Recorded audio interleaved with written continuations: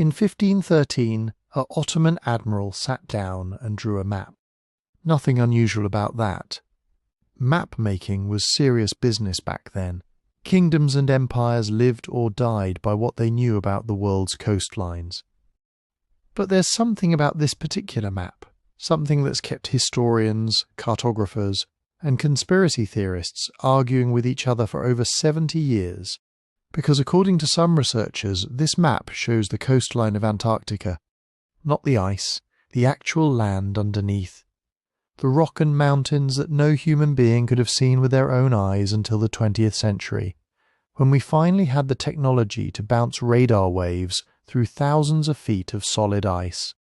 Let that sink in for a second. Antarctica wasn't even confirmed to exist as a continent until 1820. Nobody set foot on it until decades after that. And we didn't map what's actually underneath all that ice. The bedrock, the valleys, the coastline hidden beneath 2 miles of frozen water until satellite and radar surveys in the second half of the 1900s. So how, and I mean this sincerely, how could a 16th century map possibly show something that shouldn't have been visible for another 400 years? That's the question we're chasing tonight. Is this real evidence of some lost, forgotten body of ancient knowledge? Some civilization or seafaring culture that mapped Antarctica back when it was ice-free? Knowledge that somehow survived and trickled down to a Turkish admiral centuries later? Or is this just a case of humans doing what humans do best? Seeing patterns where none exist, connecting dots that were never meant to be connected? Because here's the thing about coastlines. They can look like almost anything if you squint hard enough and want them to. We're going to take this apart piece by piece tonight. We'll look at the map itself, what actually survives of it, because it's not even complete. We'll look at the man who made it and the sources he claimed to use, sources that included ancient charts that don't exist anymore, if they ever existed at all. We'll dig into the science of what Antarctica actually looked like 1 million years ago, whether it could have been ice-free recently enough for any human civilization to have mapped it, and we'll examine the man who turned this map into a worldwide sensation. A college professor who believed the evidence pointed towards something almost unbelievable, moving continents, shifting poles, and lost coastlines waiting to be discovered again. Before we get into all that, if you're listening to this while drifting off, that's exactly what this is for. So go ahead, subscribe, and let me know in the comments where you're listening from and what time it is right there. I love seeing this. Last video I had someone in Tokyo at 3 in the morning, someone in Toronto right at dinner time, someone in a small town in Portugal I had to look up on a map. It's strange and kind of wonderful. All of us scattered across different time zones, different lives, listening to the same story about ice and lost coastlines and old maps. And if you want to actually support what I'm doing here, here's the best way. Follow the show on Spotify, listen there if you can, and if you're enjoying these, leave a 5-star review. It genuinely helps more than you'd think, and the link is right there in the description. Alright. Let's get into it. Because to understand whether this map really could show Antarctica before anyone thought it existed, we first need to understand what Antarctica actually looks like underneath all that ice. And trust me, what's hiding under there is stranger than you'd expect. Most people picture Antarctica as a flat, white nothing. A blank spot at the bottom of the globe, where the map just runs out of things to say. That picture is wrong, and it's wrong in a way that actually matters for this investigation. Antarctica is a continent, a real one, with everything a continent is supposed to have. Mountain ranges that would be famous anywhere else in the world. Deep basins carved by ancient rivers. Volcanic peaks, some of them still active right now, steaming away under all that ice, like nobody told them the party's over. There are canyons down there deeper than the Grand Canyon. There's a mountain range called the Gamburtzebs that rivals the Alps in height and ruggedness. And until the 1950s, nobody on Earth knew it existed. It was just sitting there, buried, completely invisible, doing absolutely nothing to announce itself. So when we talk about Antarctica's coastline, we actually need to be talking about two very different things. And this distinction is going to matter a lot as we go deeper into this story. So let's get it straight right now. There's the coastline you'd see if you flew over Antarctica today, the edge where the ice sheet meets the ocean, where towering walls of blue-white ice calve off into the sea as icebergs. That's the visible coastline. That's what shows up on a satellite photo. That's what any ship sailing through the Southern Ocean would actually encounter. Then there's the other coastline, the one underneath. The actual edge of the continental bedrock, the true border between rock and ocean. The way Antarctica would look if every bit of ice simply vanished overnight. And here's the wild part. Those two coastlines are not the same shape. Not even close in some places. The ice doesn't just sit neatly on top of the land like a blanket smoothing over the furniture underneath. It's more like several kilometres of dense, ancient, slowly moving glacier, pressing down with such incredible weight that it's actually depressed parts of the bedrock below sea level. Areas that would be dry land without the ice are currently sitting underwater, buried under both ocean and glacier at once. This is the coastline people are really talking about when they claim old maps show Antarctica. Not the icy edge explorers eventually charted in the 19th and 20th centuries. The bedrock, the rock and mountains and river valleys that no human eye, no human ship, no human expedition could have observed directly. Not with wooden hulls, not with sextants and compasses, not even with the earliest airplanes flying reconnaissance over the frozen continent in the 1930s. Because here's the thing about that ice. It's not a thin crust you could scrape away with a shovel. In parts of East Antarctica, the ice sheet is over 4,000 metres thick. That's not a typo. 4 kilometres of solid, compressed, ancient ice sitting on top of the land. In some places old enough that the snow that eventually became that ice fell before modern humans even existed as a species. Antarctica's ice has been building up, layer by layer, for somewhere in the range of 34 million years. Not all at once, not overnight. A slow, patient accumulation, snowfall after snowfall, compressing into glacier, spreading, thickening, entombing whatever coastline used to be there long before humans, before Neanderthals, before basically anything we'd recognize as human ancestry ever walked the earth.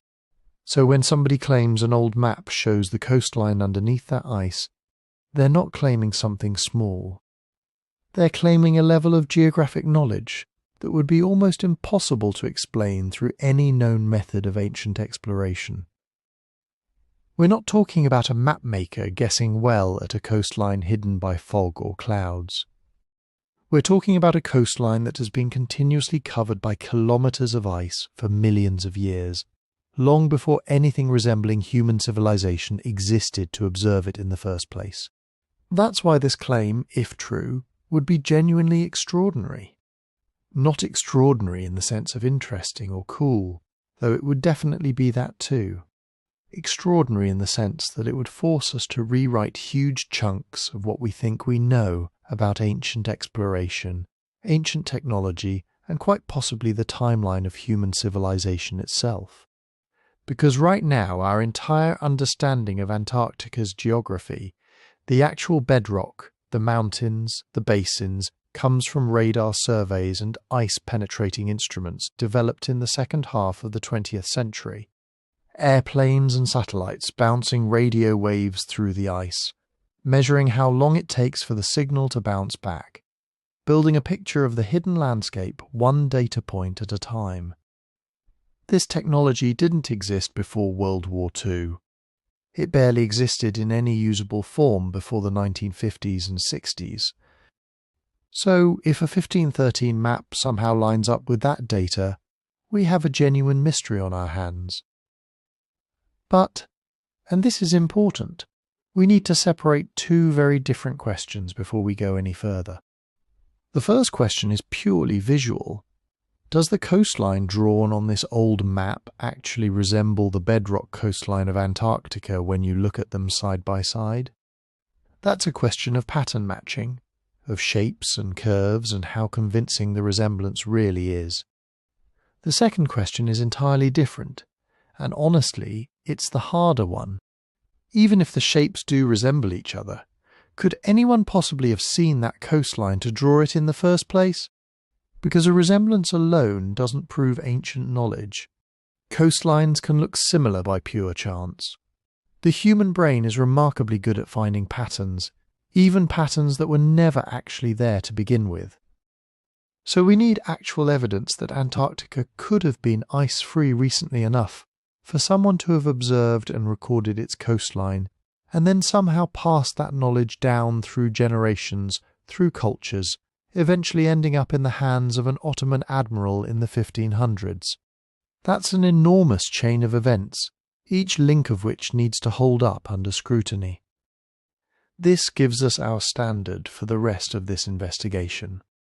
When we compare this map to modern Antarctica, we can't just eyeball two coastlines and declare a match because the general shape feels similar.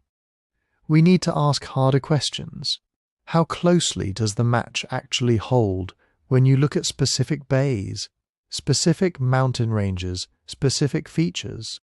Does the scale work? Does the orientation work? And most importantly, does the geological and climate evidence support the idea that a coastline like this could have even existed in observable form within the window of human history? Keep that standard in mind because we're about to meet the map itself. And once you actually see what survives of it, and what doesn't, you're going to understand exactly why this argument has been raging for over 70 years.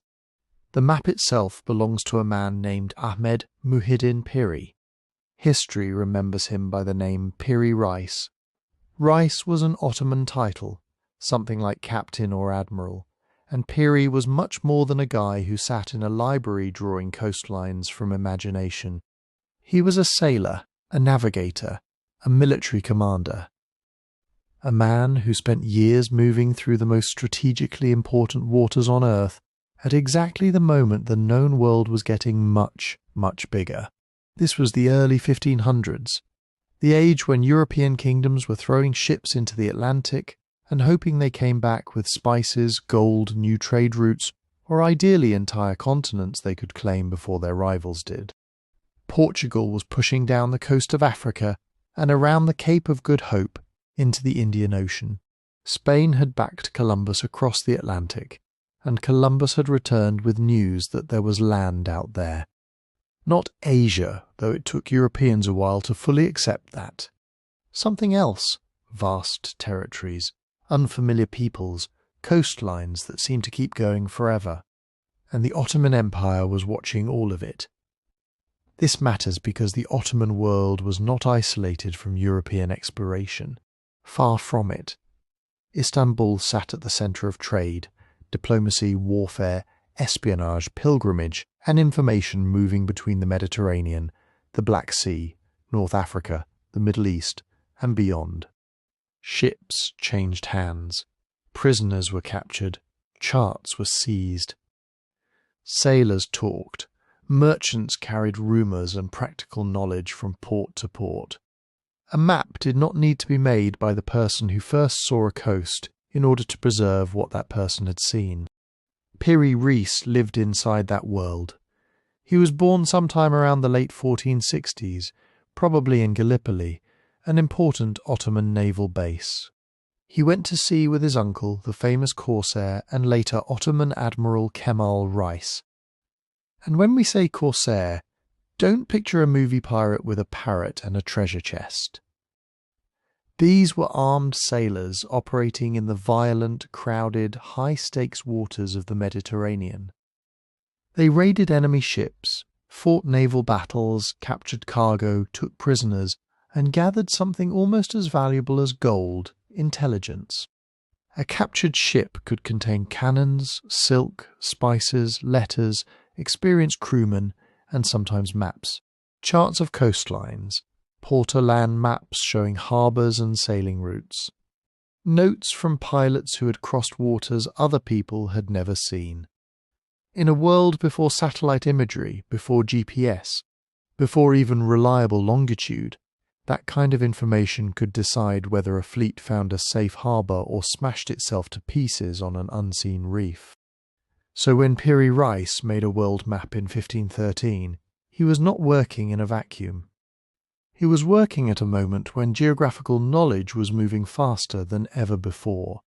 Old ideas from Greek and Roman geography were being copied alongside new reports from Portuguese sailors. Medieval Islamic cartographic traditions existed alongside Italian nautical charts. Information was imperfect, contradictory, political, sometimes wildly wrong. But it was flowing, and Piri Reis was in an unusually good position to collect it. The object at the centre of this entire controversy is known today as the Piri Reis map of 1513. But even that name can create the wrong picture in your mind. You might imagine a full world map spread across a table, with every continent carefully drawn from Europe to Asia to the Americas to Antarctica. That is not what we have. What survives is a fragment, a torn piece of a larger map painted on gazelle skin parchment. It shows parts of the Atlantic world, the western coasts of Europe and Africa, the Atlantic Ocean, islands scattered across it, and the eastern coast of South America. It is richly decorated. Coastlines are crowded with labels, little images of rulers and animals, ships at sea, mountains, rivers, and scenes meant to tell the viewer something about the lands being depicted. It doesn't look like a modern map, because it isn't one. It is part navigational document, part geographical compilation, part statement of knowledge and prestige. And the southern edge of that surviving fragment is where the trouble begins. Because below South America, the map shows a long stretch of land curving eastward. Some people have looked at that landmass and seen Antarctica. Not the Antarctica explorers encountered in the 19th century, not the ice-covered edge visible from a ship, but the hidden coastline beneath the ice. Queen Maud Land in East Antarctica has often been proposed as the specific match. If that identification were correct, the implications would be staggering. A map assembled in 1513 would appear to preserve knowledge of a coastline nobody should have been able to see. Not Columbus, not Portuguese navigators, not Ottoman sailors. Nobody in the documented maritime world of the 16th century. But before we chase that possibility, we need to understand what this map is, where it came from, and what kind of evidence it can realistically provide. For centuries it sat largely unnoticed in the archives of Istanbul's Topkapi Palace. Then, in 1929, during work connected to reorganizing the palace collections into a museum, the fragment was rediscovered. The discovery is usually credited to the Turkish scholar and museum director Halil Edhem. Suddenly historians had an early 16th century Ottoman world map that included a recognizable depiction of the newly encountered American coast. That alone was a major find. Remember the timing. Columbus made his first Atlantic crossing in 1492. Piri Reis drew this map in 1513. That's only 21 years later. 2 decades. In historical terms, practically yesterday. European mapmakers were still struggling to understand what Columbus had found. Was it the edge of Asia, a chain of islands, a completely new continent? How far south did it extend? How far west? Were there passages through it? Nobody knew. Piri Reis knew enough to include it, not perfectly. Not with modern accuracy. The map compresses distances, bends coastlines, and combines locations that don't fit together neatly by present-day standards. But that is exactly what makes its context so important. It is evidence of a world trying to assemble a new geographical reality from incomplete reports. Piri Reis did not sail the entire Atlantic himself. He did not personally survey Brazil, the Caribbean, West Africa, and whatever southern land the map may or may not represent. He compiled, he compared, he copied, he adapted. That is not a weakness in the story. It's the central fact of the story. Maps in this era were rarely clean records of one expedition. They were layered objects. One cartographer might copy an older chart, add a newly reported island, preserve an ancient name, correct a harbour based on a sailor's testimony, and fill unknown spaces with assumptions inherited from centuries of geography. A coastline on a map could represent direct observation, or a second-hand report, or a mistaken interpretation, or an old tradition that had been copied so many times nobody remembered where it began. Piri Reis was open about this process. On the map itself, he left written notes describing the materials he used and the sources he consulted. Those notes will become extremely important later, because they tell us that this was not presented as a miraculous document appearing from nowhere. It was an act of synthesis, a skilled navigator bringing together the best information he could access, some of it old, some of it new, some of it probably reliable, and some of it almost certainly not. Think of it like assembling a puzzle where half the pieces come from different boxes. Several are damaged, and nobody has shown you the picture on the lid. You can still make something impressive. You can even get major parts of it right. But you might also force pieces together that were never meant to connect. That is the world of the Piri Reis map. So the question isn't simply, did Piri Reis know Antarctica? The more useful question is, what did he think he was drawing at the bottom of his map? Was it information inherited from a genuine but unknown ancient source? Was it a distorted depiction of a real southern coastline in South America? Was it a theoretical southern continent, the Terra Australis that geographers expected to exist? Or was it some combination of all three, filtered through the messy information networks of the age of exploration? Because the surviving parchment gives us a mystery. But it also gives us constraints, and if we're going to find out whether Antarctica is really hiding in that southern curve, we need to start with the people, charts and trade routes that put the curve on Piri Reis's map in the first place.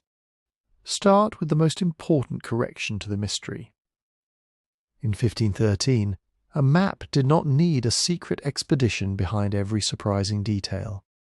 It needed access to information, and the Mediterranean was one of the greatest information machines the world had ever built. For thousands of years, sailors had been turning coastlines into practical knowledge. Not in the modern sense. They didn't have satellites. They couldn't calculate longitude accurately. They weren't producing clean, standardized grids with every point locked into place.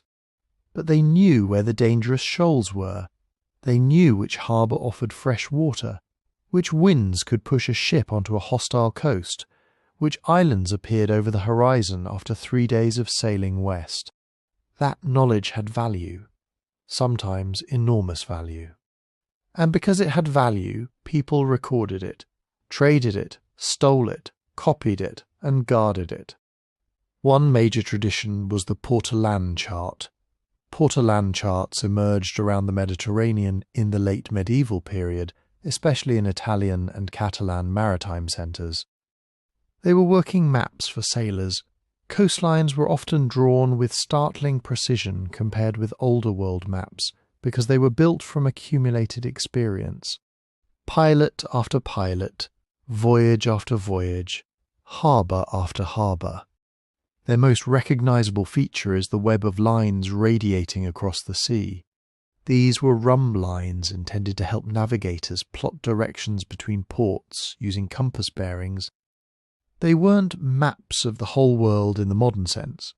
They were tools for moving through known waters, but they were very good at what they did, and Ottoman mapmakers inherited access to that tradition.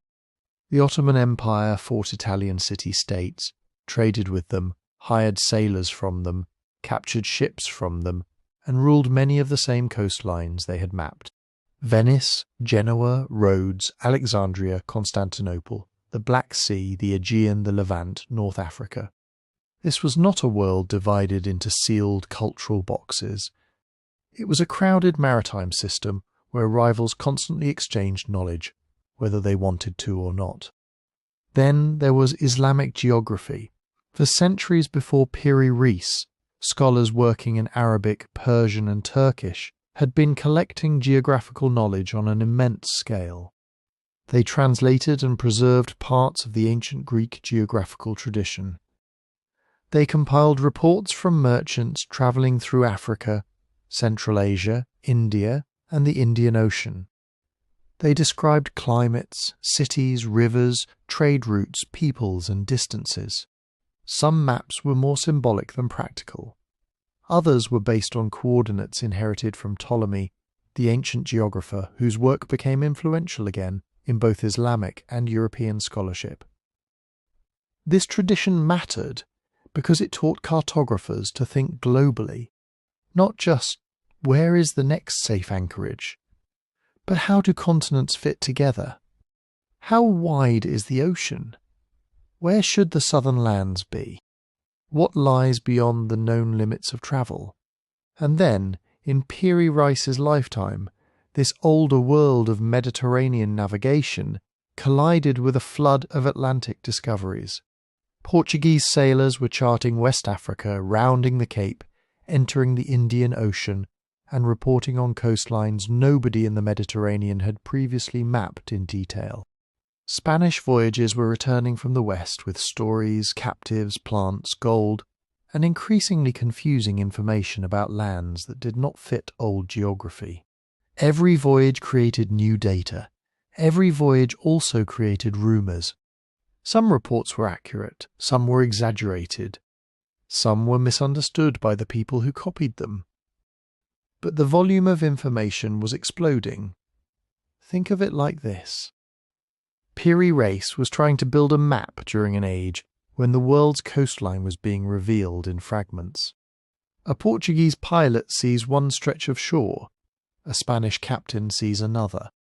A merchant hears about a river far to the south. A prisoner claims there are islands beyond the horizon. An old Greek text says the earth must be balanced by land in the south. A mapmaker receives all of it. Then he has to decide what connects to what. That is not a simple act of drawing. It is an act of interpretation, and information moved through people. Sailors were the obvious carriers. They remembered routes, currents, landmarks, and distances. But sailors did not need to be famous explorers for their knowledge to matter.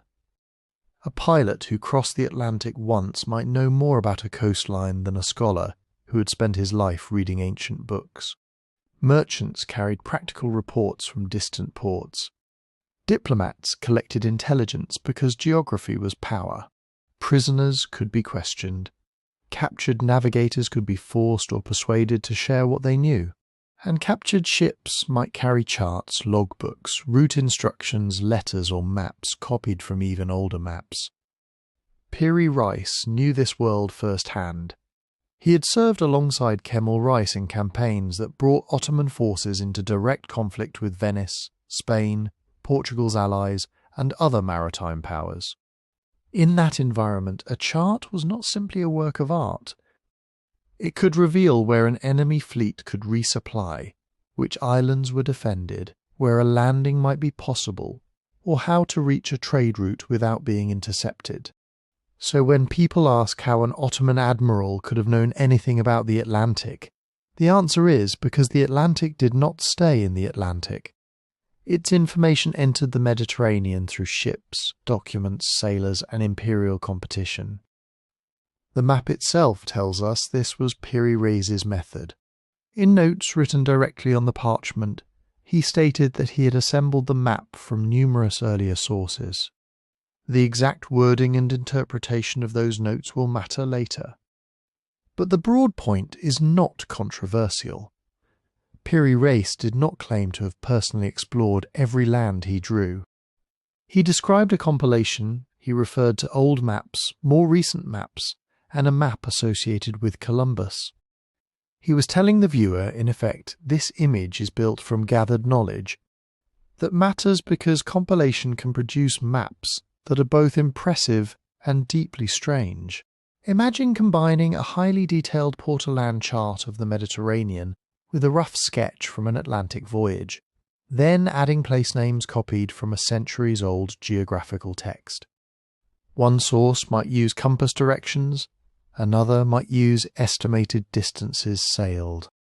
Another might use a coordinate system with errors built into it. One might show a coast based on direct observation. Another might show what sailors believed should be there. Put them together, and you can get a map that contains recognizable real places but bends them, stretches them, duplicates them, or connects them in ways that make no geographical sense to us now. That is especially true at the edge of the known world. A cartographer faced with incomplete reports had choices. Leave empty parchment, draw a coastline as a loose possibility, extend a known land farther than evidence justified, attach one fragment of coast to another because the gap between them was unknown, or fill the uncertainty with a feature that earlier geography had taught him to expect. None of this requires fraud. None of it requires incompetence. It is what map-making looked like before systematic global surveying. And there is another complication. Maps do not only copy knowledge. They copy mistakes. A misspelled place name can survive for centuries. An island reported by one sailor can appear on dozens of later charts, even if nobody ever sees it again. A coastline drawn too far east on one source map can be copied into another, then copied again, until the error begins to look like tradition. A theoretical continent can gradually acquire bays, mountains, rivers and labels simply because each new cartographer adds details to what the previous one left uncertain. The more a feature gets copied, the more real it can start to look. This is one reason unusual details on old maps need to be handled carefully. A strange coastline is not automatically evidence of lost knowledge. Sometimes it is lost knowledge, sometimes it is newly acquired knowledge. Sometimes it is a sailor's report filtered through 3 languages and 2 generations of copying. Sometimes it is an inherited assumption wearing the disguise of observation. And sometimes, yes, it is something we still cannot explain easily. But not easily explained is not the same as explained by an unknown civilization. That leap is tempting because the Piri Reis map feels like it should not exist. An Ottoman map showing the New World only 21 years after Columbus's first voyage. A map with a southern landmass whose identity remains disputed. Notes claiming multiple sources. Some old enough to sound almost mythical. It is exactly the kind of document that invites the imagination to run ahead of the evidence. But the real story is already extraordinary. Piri Reis belonged to a civilization connected to multiple mapping traditions at once. He had access, directly or indirectly, to the practical charts of Mediterranean sailors, the broad geographical frameworks of Islamic scholarship, and the fast-moving discoveries of European Atlantic navigation. His map is not evidence that knowledge arrived from nowhere. It is evidence that knowledge could travel farther, faster, and through messier channels than we usually imagine. Which brings us back to the fragment itself, because now we know what kind of object we are looking at. Not a photograph of the world, not a perfect secret archive of ancient geography. A compilation made at a moment when old theories and new discoveries were colliding on the same piece of parchment. And if we want to know whether its southern coast is Antarctica, South America, Terra Australis, or something else entirely, we have to stop looking at the map as a single mysterious image. We need to read what is actually there, so let's do that. Let's stop treating the Piri Reis map like a magic object for a moment, and look at the surviving fragment the way a historian or cartographer would. First, the most basic fact. We do not have the whole map. What survives is only a portion of a larger world map drawn on gazelle skin parchment in 1513. The surviving piece is centred on the Atlantic Ocean. On its eastern side are parts of Western Europe and Africa. On its western side is the coastline of South America. Between them are islands scattered across the ocean, along with a dense network of lines, labels, animals, ships, rulers, mountains, and notes written in Ottoman Turkish. It is not a clean modern atlas page. It is busy. It is layered. It is trying to do several things at once. It shows geography, but it also tells stories. It records coastlines, but it also records claims about the peoples and creatures believed to live beyond those coastlines. It gives the viewer information, but it also makes distant lands feel exotic, wealthy, dangerous, and worth knowing about. That matters, because when people point to one strange section and say, "Look, that has to be Antarctica," they are often treating a 16th century manuscript map as if it were a satellite image with a few decorative doodles around the edge. It isn't. The recognizable parts are impressive enough without turning them into something they are not. Look at the eastern side of the Atlantic. You can identify the Iberian Peninsula, the western coast of Europe, and the bulge of West Africa. These are not drawn with modern precision, but they belong to a recognizable world. The coastlines reflect the accumulated knowledge of Mediterranean and Atlantic navigation. Portugal is there. Spain is there. Africa descends southward. Atlantic islands appear offshore, including the Canaries and other island groups familiar to sailors moving between Europe, Africa, and the New World. Then across the Atlantic, the map shows the coast of South America. Brazil is especially important here. Portuguese sailors had reached the Brazilian coast only a little more than a decade before Piri Reis made this map. Yet the outline he drew includes a long eastern coast, place names, rivers, and features that clearly show his sources contained real, recent information about the new Portuguese discoveries. That is one reason the map has fascinated researchers for so long. It is early, very early. It captures a moment when Europeans were still trying to understand whether these western lands were islands, the edge of Asia, or an entirely new part of the world. And Piri Reis, working from gathered charts and reports, was able to place portions of that new geography onto an Atlantic map. But then the coast keeps going. South America narrows as it descends toward the bottom of the surviving parchment. Instead of ending in a recognizable southern tip, the landmass bends sharply eastward. It stretches across the lower part of the map in a long, irregular sweep. This is the feature at the centre of the Antarctica debate. Supporters of the ancient map hypothesis have argued that this southern extension resembles the coastline of Queen Maud Land in Antarctica, supposedly shown before it was covered by ice. They point to the way the coast seems to turn east. They compare bays and headlands. They argue that the map preserves geographical information that no 16th century sailor could have possessed. It is a dramatic claim, and at first glance, especially after someone overlays a modern Antarctic coastline on the parchment, it can feel persuasive. But first glance is exactly where the trouble begins. A map is not just a shape. A map is a system. If you take a distorted coastline from one kind of map and place it over a modern coastline made with satellite data, you can often make parts of them appear to match. Human brains are extremely good at finding patterns, especially when we already know the pattern we are looking for. Give someone an irregular line and a second irregular line. Let them rotate one, stretch another, ignore the sections that do not fit, and suddenly a resemblance can begin to look like a discovery. But resemblance is not identification. To identify a coast responsibly, you need more than a curve that looks familiar. You need consistent orientation. You need scale that works across multiple points. You need nearby islands, rivers, capes, and place names to fall into approximately the right relationships.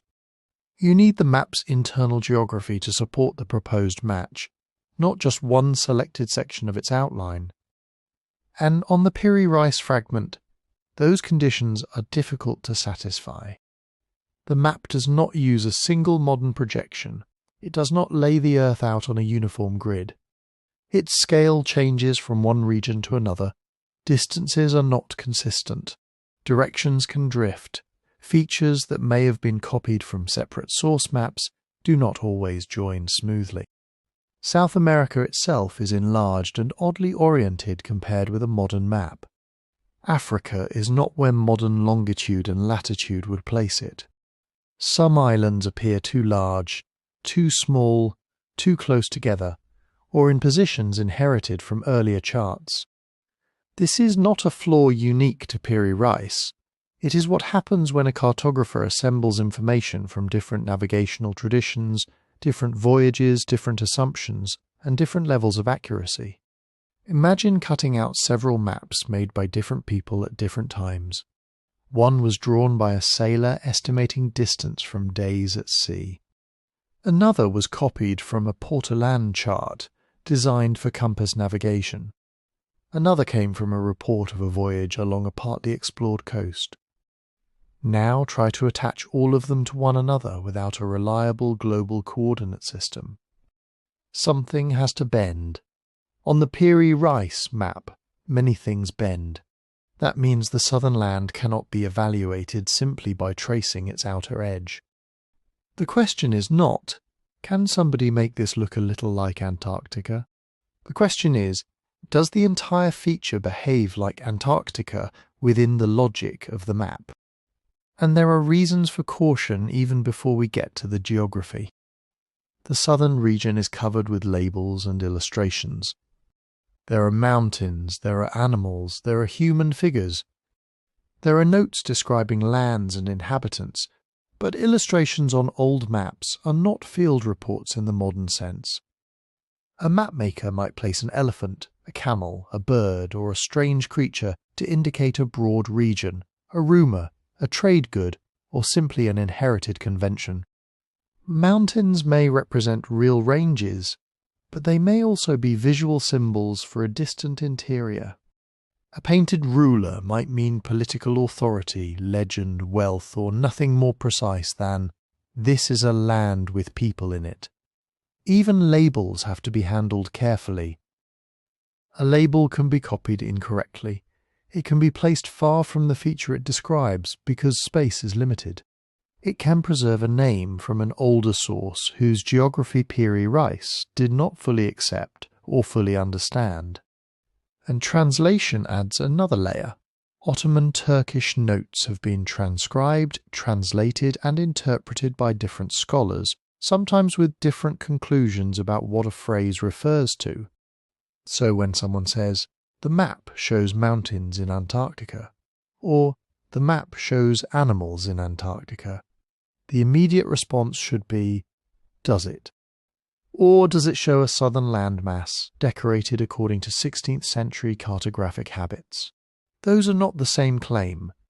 The surviving fragment is remarkable because it combines accurate information with uncertainty so openly. Some coastlines are recognizable. Some islands are plausible. Some place names preserve the very latest Atlantic discoveries.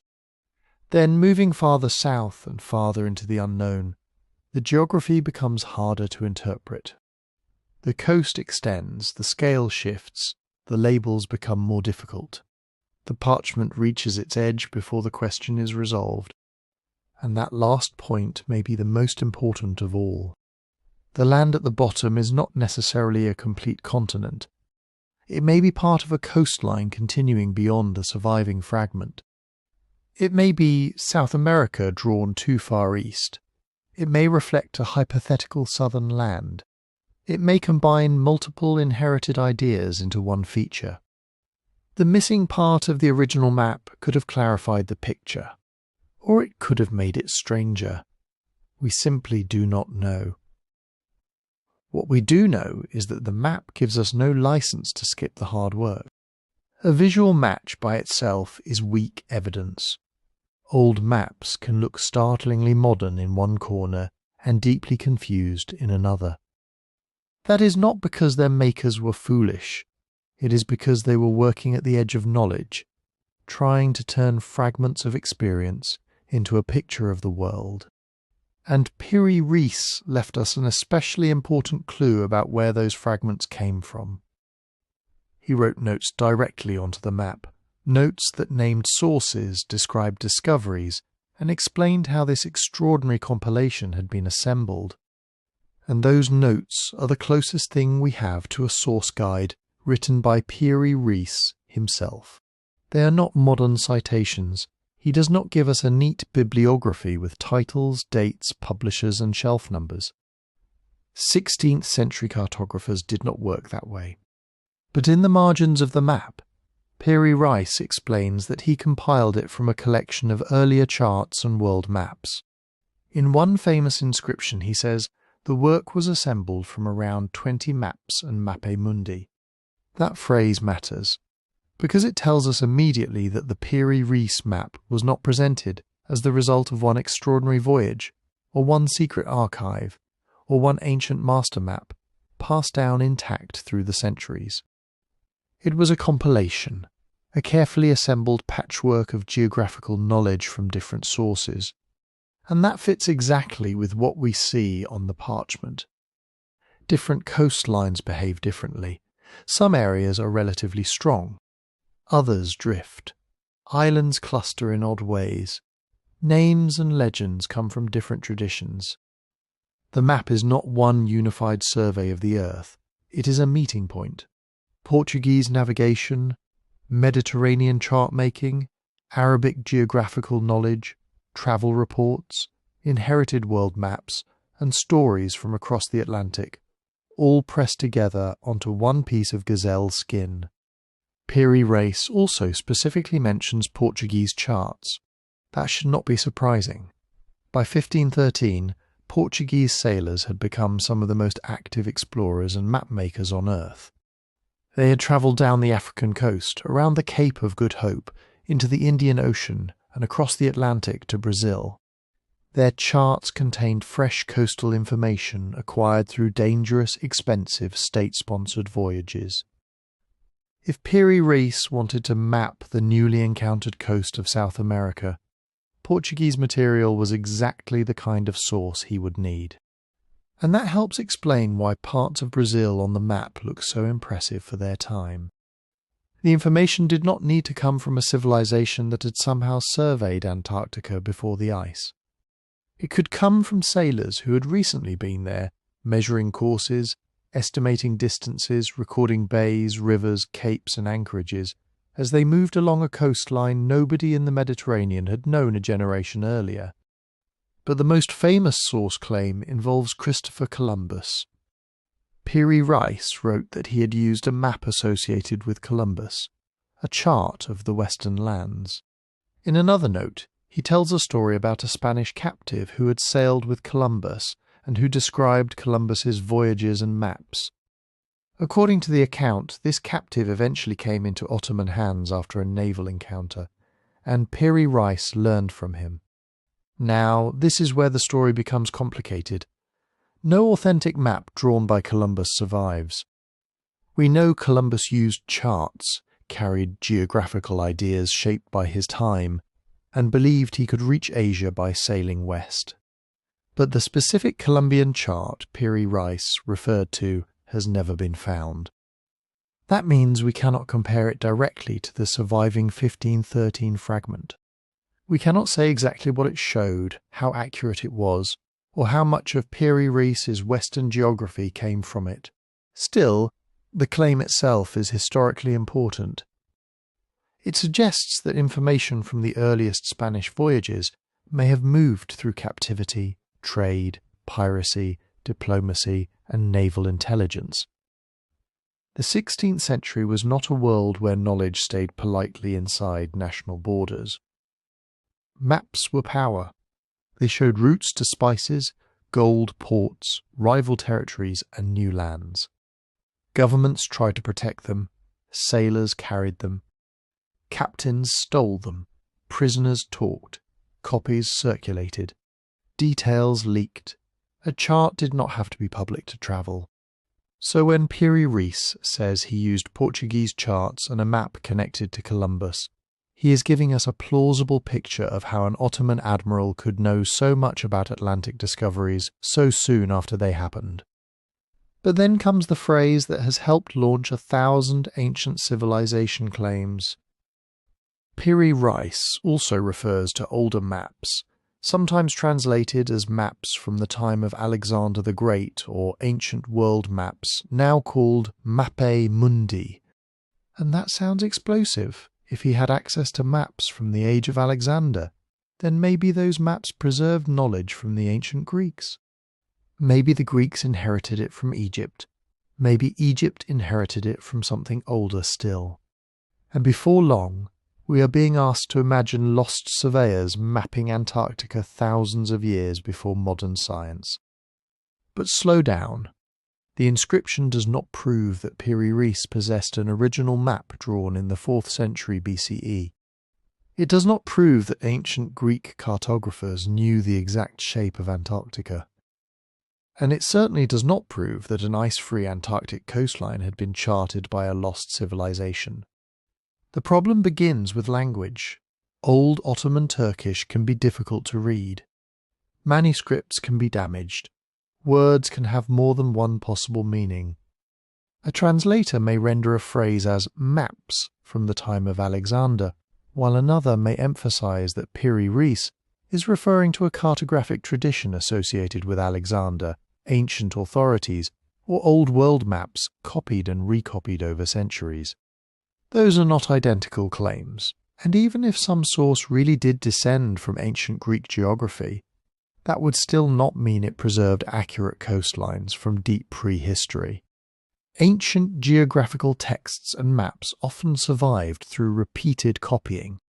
Each copyist could alter names, reshape coastlines, add legends, merge regions, or preserve an old idea long after it had stopped matching reality. A map can be ancient without being accurate. A map can be copied from an ancient source without containing ancient measurements. And a map can claim great age, because age itself gives authority. Think about it. If you are a cartographer assembling the world from fragments, an old source is valuable. It carries prestige. It suggests deep learning, but prestige is not precision. This is the line we have to hold. Piri Reis's notes are valuable evidence because they tell us what he believed he was using. They show that the 1513 map came from a wide network of charts and geographical traditions. They help explain why the map contains both recent Portuguese discoveries and older, more uncertain ideas about the wider world.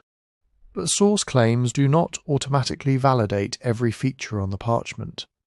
If one part of the map accurately reflects a Portuguese voyage to Brazil, that does not mean every southern curve is accurate.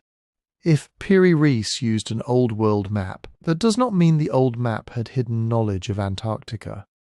If he had a chart linked to Columbus, that does not mean Columbus had access to information no one else possessed. A compilation can contain excellent information right beside speculation.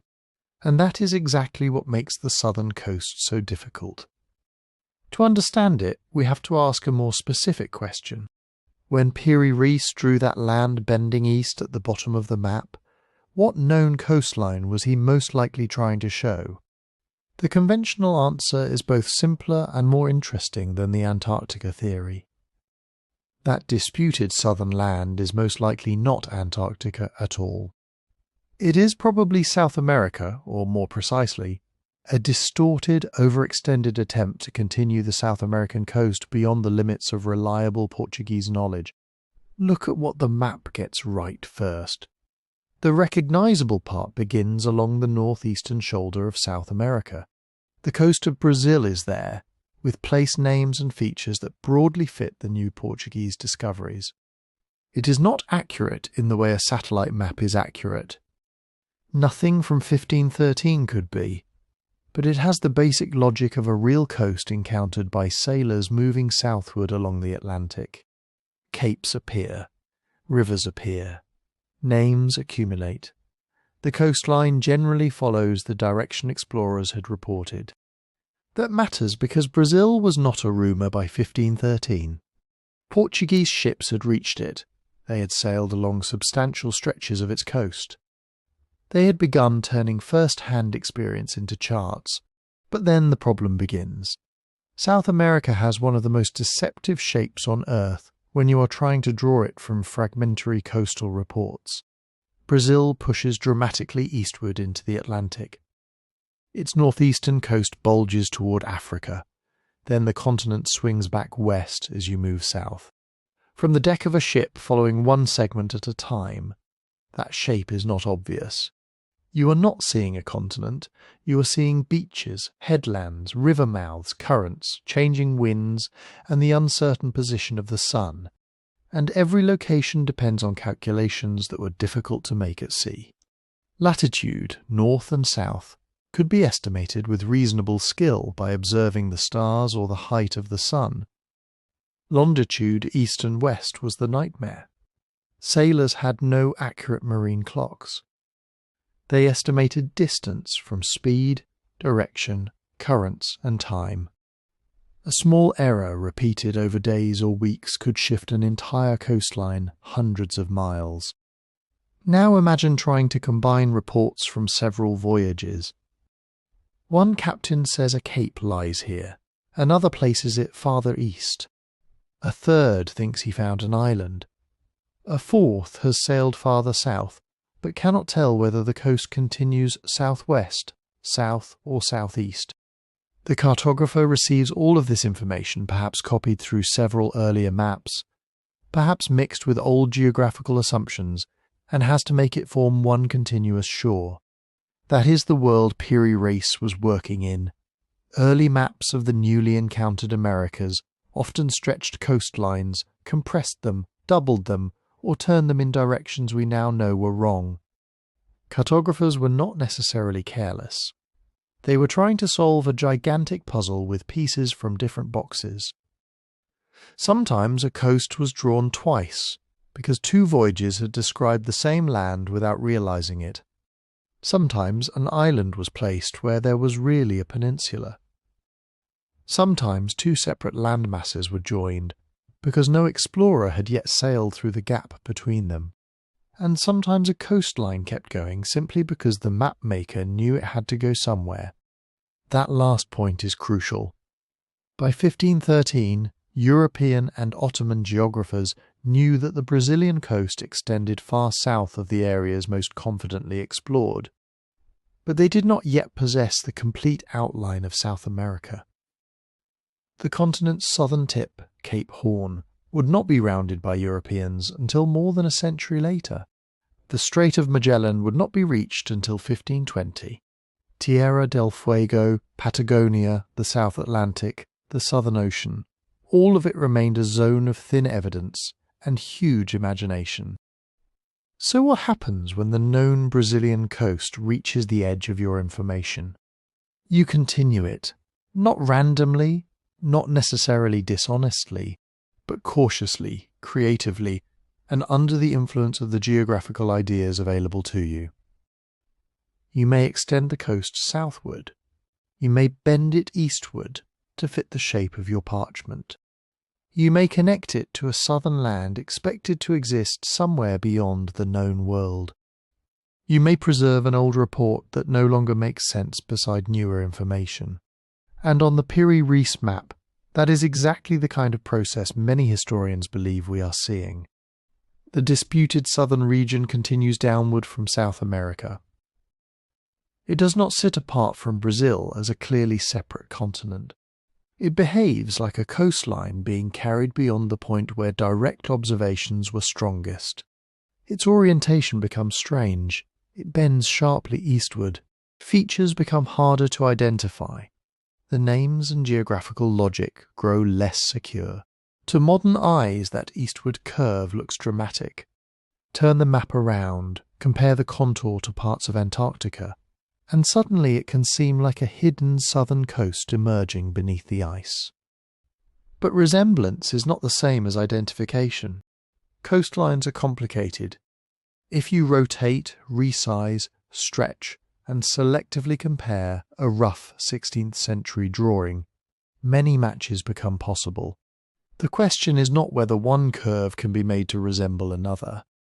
The question is whether the map's whole structure, place names, orientation, sources, and historical context support that identification better than the alternatives. And the South America explanation has a major advantage. It begins with land we know Piri Reis was trying to show. The Brazilian coast is visibly present. Portuguese charts are named among his sources. The map was made during the exact period when new Atlantic coasts were arriving in European map rooms faster than cartographers could properly organise them. And the uncertain southern extension appears attached to this newly discovered continent, precisely where knowledge was weakest. That does not make every question disappear. The lower section remains unusual. Its curve is awkward, its placement is difficult, its relationship to later maps is not straightforward. And it is fair to ask why Piri Reis drew the coast with such confidence if his information became so uncertain. But uncertainty on an early map is not an empty space. It has a shape. Cartographers had to draw something. A blank edge of parchment was not always acceptable when sailors, rulers, merchants, and admirals wanted a world that appeared connected and intelligible. So the unknown was often turned into a continuation, a coast extended, a continent enlarged, an ocean narrowed, a possibility given ink. Modern atlases make this hard to feel. We are used to opening a map and seeing every coastline fixed in place. South America ends exactly where it ends. Antarctica lies exactly where it lies. The distances are known. The straits are named. The uncertainty has been erased so completely that we forget it ever existed. But in 1513, the southern Atlantic was still a frontier of incomplete reports. And once we understand that, the strange coast on the Piri Reis map looks less like proof of an impossible Antarctic survey, and more like something almost inevitable. A brilliant cartographer trying to extend the edge of a continent into a part of the world nobody in his network had yet mapped with confidence. Still, there is another possibility woven into that same uncertainty. Because long before anyone saw Antarctica, educated Europeans already expected that some vast southern land had to be there. That expected land had a name, Terra Australis, the southern land. And for centuries, it was one of the most powerful ideas in geography. Not because anyone had seen it, not because sailors had surveyed its coast, not because there were reliable reports of mountains, rivers, harbours, or people living there. Terra Australis existed because educated people believed the world ought to be balanced. Think about the map of the known world from a classical or medieval perspective. Europe, Asia, and Africa occupied enormous stretches of the northern hemisphere. There was land above the equator. There was land around the Mediterranean. There was land reaching eastward toward India and beyond. So what, many geographers asked, could possibly occupy the vast southern half of the globe? Surely not just water. The idea went back to ancient Greek thought. Philosophers and geographers had long argued that the earth was a sphere, and once you accept a spherical earth, symmetry becomes tempting. If the northern world contained great land masses, perhaps the south required an equivalent mass to balance it. Some imagined that continents had to counterweight one another physically. Others saw it as a matter of natural order. The world was supposed to have a kind of harmony. A giant empty ocean in the south felt philosophically incomplete. This was not science in the modern sense. Nobody had measured the Southern Ocean and concluded that a continent was required. It was a mixture of observation, inherited authority, geometry, and expectation. And expectation can be incredibly persuasive. The Roman writer Macrobius imagined the world divided into climate zones, including lands beyond the torrid equatorial region that might be inhabited by people on the opposite side of the Earth. Ancient geographers debated whether those hypothetical southern peoples, often called antipodes, could exist at all.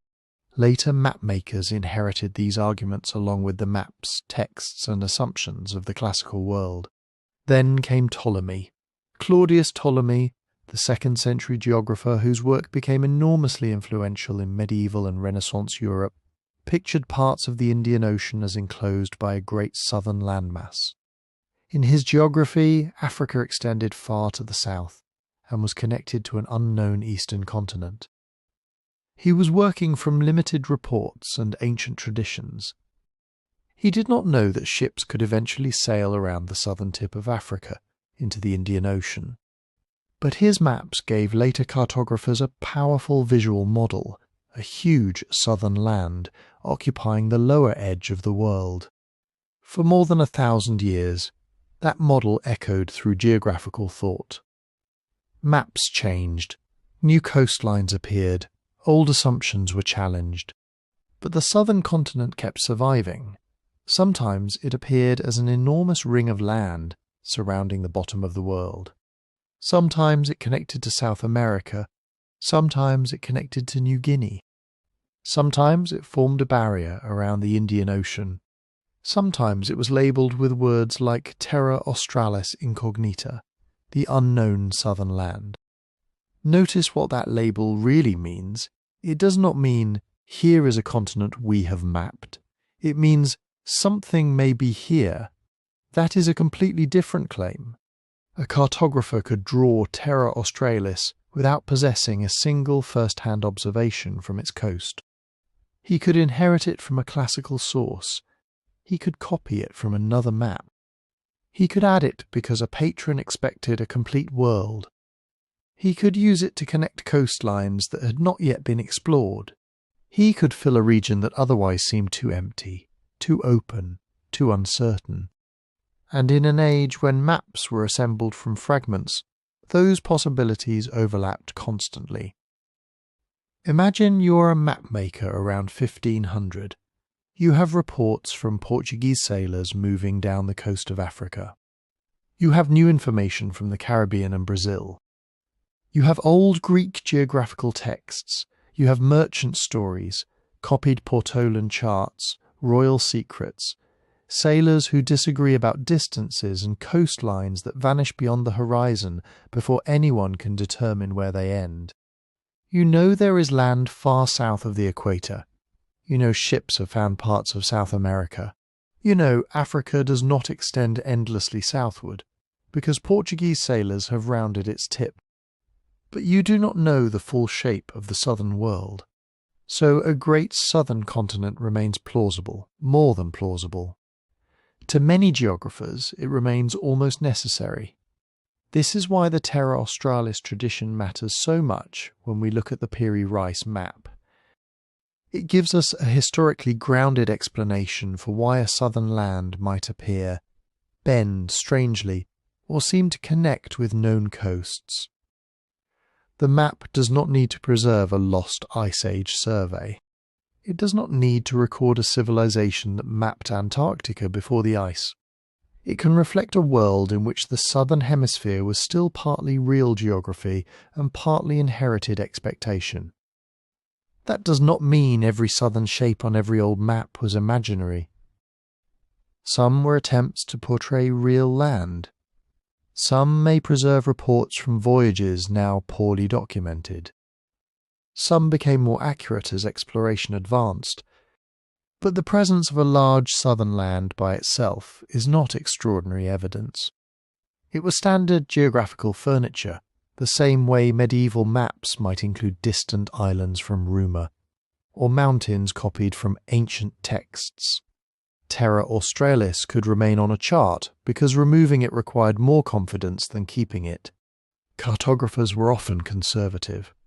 A feature did not vanish simply because nobody had confirmed it. It might remain for generations, altered and relabelled, waiting for some future voyage either to prove it real or finally erase it. And this is the key distinction. A hypothetical southern continent is not the same thing as a recognisable Antarctic coastline. To identify Antarctica, A map would need more than land in the south. It would need a form that consistently corresponds to Antarctica rather than South America, Africa, Australia, or an imagined continental mass.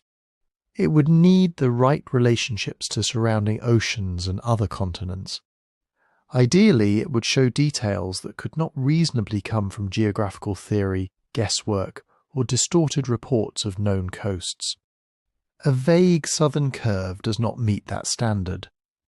Neither does a continent drawn where people already expected one to be. The Piri Reis controversy becomes much less mysterious once we remember this. The map was created at exactly the moment when old geographical ideas and new oceanic discoveries were colliding. South America was emerging into European and Ottoman knowledge. The true extent of the southern oceans was unknown, and Terra Australis was waiting in the background, ready to absorb every uncertainty. But eventually, expectation had to face observation. And when explorers finally entered the far southern waters, they did not find the balanced southern continent imagined by the ancients. They found something colder, stranger, and far more difficult to reach, Antarctica. But eventually expectation had to face observation. And the first people to do that did not arrive at a clear coastline under blue skies. They entered a world of screaming winds, freezing spray, drifting pack ice, and horizons that could lie to you. The gradual approach began in the 18th century. European ships had already pushed farther and farther into southern waters. They had rounded Cape Horn, they had crossed the Indian and Pacific Oceans. They had found islands scattered through the southern latitudes. And every new voyage raised the same question. Was there really a continent down there?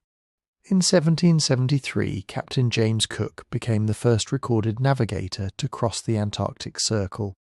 His ships, Resolution and Adventure, pushed south through ice-chocked seas. No European expedition had properly explored before. Cook crossed the circle more than once during his great southern voyage. He sailed through fog, snow, and fields of floating ice. At one point, he reached roughly 71 degrees south, astonishingly close by the standards of the time. But he did not see Antarctica itself, or at least he did not know that he had. Cook encountered immense ice barriers and pack ice extending to the horizon. He concluded that if a southern continent existed, it had to lie far beyond the ice, in a place so hostile that nobody was likely to reach it. He was partly right. Antarctica was there, but it was concealed behind the very conditions that made exploration so difficult. And that difficulty matters, because seeing Antarctica is not as simple as spotting land. Imagine standing on the deck of a small wooden ship in 1820. The air is thick with fog, snow is falling sideways, waves are breaking through floating ice. Ahead of you is a white wall stretching across the horizon. Is it land? Is it sea ice? Is it a glacier flowing off a continent? Is it an ice shelf attached to land but extending far out over the ocean? Or is it simply a massive field of ice that will drift away next season? From the sea, those distinctions can be incredibly hard to make. That is why Antarctica's recorded discovery is not one clean moment with one universally accepted name. It is a sequence of sightings, claims, landings, and maps, each one answering a slightly different question. Who saw it first? Who knew what they were seeing? Who first set foot on it? Who sailed all the way around it? And who finally mapped it well enough to show that it was a continent? Those are not the same achievement. The year that usually stands at the centre of the story is 1820. In January of that year, a Russian expedition commanded by Fabian Gottlieb von Bellingshausen sailed south through the icy waters near what is now Queen Maud Land. On January 27, Bellingshausen recorded seeing what he described as an ice field or ice-covered formation. Many historians believe he was observing the edge of the Antarctic continent, probably the ice shelf connected to its coast. Just 3 days later, on January 30, British naval officer Edward Bransfield sighted land at the northern end of the Antarctic peninsula. Bransfield's observation was more recognisably geographical. He saw high, snow-covered terrain rising above the sea, the mountains of what is now Trinity Peninsula. Then, later that same year, the American sealer Nathaniel Palmer also reported seeing the Antarctic Peninsula region from the sea. Russian, British, American. 3 expeditions, 3 claims connected to the same extraordinary year. And still there is room for argument. Bellingshausen may have been first to observe the Antarctic mainland or its attached ice shelf. Bransfield may have been the first to clearly identify mountainous continental land. Palmer's sighting was later, but his role became central in American accounts of Antarctic discovery. The answer changes depending on what exactly you mean by discovered. This is not historians being indecisive. This is historians being precise. A distant glimpse through polar weather is evidence. A navigational log is evidence. A chart is evidence. But none of those automatically tells us what an observer understood in the moment. A sailor can see land without knowing whether it is an island, a peninsula, or part of a vast continent. He can see an ice shelf without realizing that solid ground lies behind it. He can draw a coastline that later turns out to be the edge of seasonal ice. And Antarctica was especially good at hiding its true form. The first possible landing is even more complicated. In 1821, the American sealer John Davis recorded going ashore at Hughes Bay on the Antarctic Peninsula. His journal says that he and his men landed briefly and found no signs of life. Some accounts call this the first landing on the Antarctic mainland, but the location and nature of that landing remain uncertain. It may have been mainland, it may have been sea ice or a nearby feature. The first generally accepted landing on the Antarctic continent is often placed much later in 1895 at Cape Adare, though even that event involves competing claims between members of a Norwegian expedition. Again, the ice refuses to make the story simple. Then there is circumnavigation. Cook had already sailed around the Antarctic region during his 1772 to 1775 voyage, proving there was no warm, easily accessible southern supercontinent in the temperate latitudes. Bellingshausen's expedition between 1819 and 1821 is often credited with the first circumnavigation of Antarctica itself, though the exact route and definition matter. Sailing around the polar world was a major achievement, but it still did not reveal the full coastline hidden behind ice. Reliable mapping came slowly. Expeditions in the 19th century charted sections of the Antarctic Peninsula, the Ross Sea, Victoria Land, and other accessible edges. Names accumulated: Ross, Weddell, Adélie, Enderby, but huge portions of the continent remained blank well into the 20th century. Even then, explorers were often mapping ice fronts rather than the bedrock coastline beneath them. Only aerial surveys, radio echo sounding, satellite observations, and modern geophysical research began to reveal Antarctica as a whole, a continent buried under an ice sheet kilometres thick, with mountains, basins, and an ancient coastline hidden far below. And that documented history is crucial to the Piri Reis question. Antarctica did not enter recorded history as a known continent with a clearly surveyed coast. It emerged gradually from uncertainty, first as a philosophical expectation, then as dangerous southern waters, then as ambiguous white shapes on the horizon, then as scattered observations of mountains, ice shelves and headlands. Only much later did those fragments become a continent on reliable maps. So when someone says a 16th century chart mapped Antarctica centuries before its discovery, the claim is not merely that an old map showed land in the south. Terra Australis had been doing that for centuries. The claim is much stronger. It is that the map preserved geographical knowledge beyond confirmed observation, beyond early 19th century exploration, perhaps even beyond the ice itself. And that requires evidence of an entirely different kind. That is where Charles Hapgood enters the story. Not a 16th century Ottoman cartographer, not a polar explorer, not a geologist drilling through Antarctic ice. Hapgood was an American professor who, in the middle of the 20th century, looked at the Piri Reis map and saw something far more dramatic than a distorted South American coastline. He thought it showed Antarctica. More specifically, he argued that the long southern landmass on the surviving fragment was a representation of Queen Maud Land, the broad stretch of Antarctica facing the southern Atlantic and Indian Oceans. And according to Hapgood, it was not shown as a frozen continent. It was shown as a coastline that had been mapped before the great Antarctic ice sheet covered it. Think about what that would mean. A map compiled in 1513 using older sources would preserve information from a time when Antarctica had been surveyed from the sea. Not merely guessed at as Terra Australis, not imagined as a balancing continent.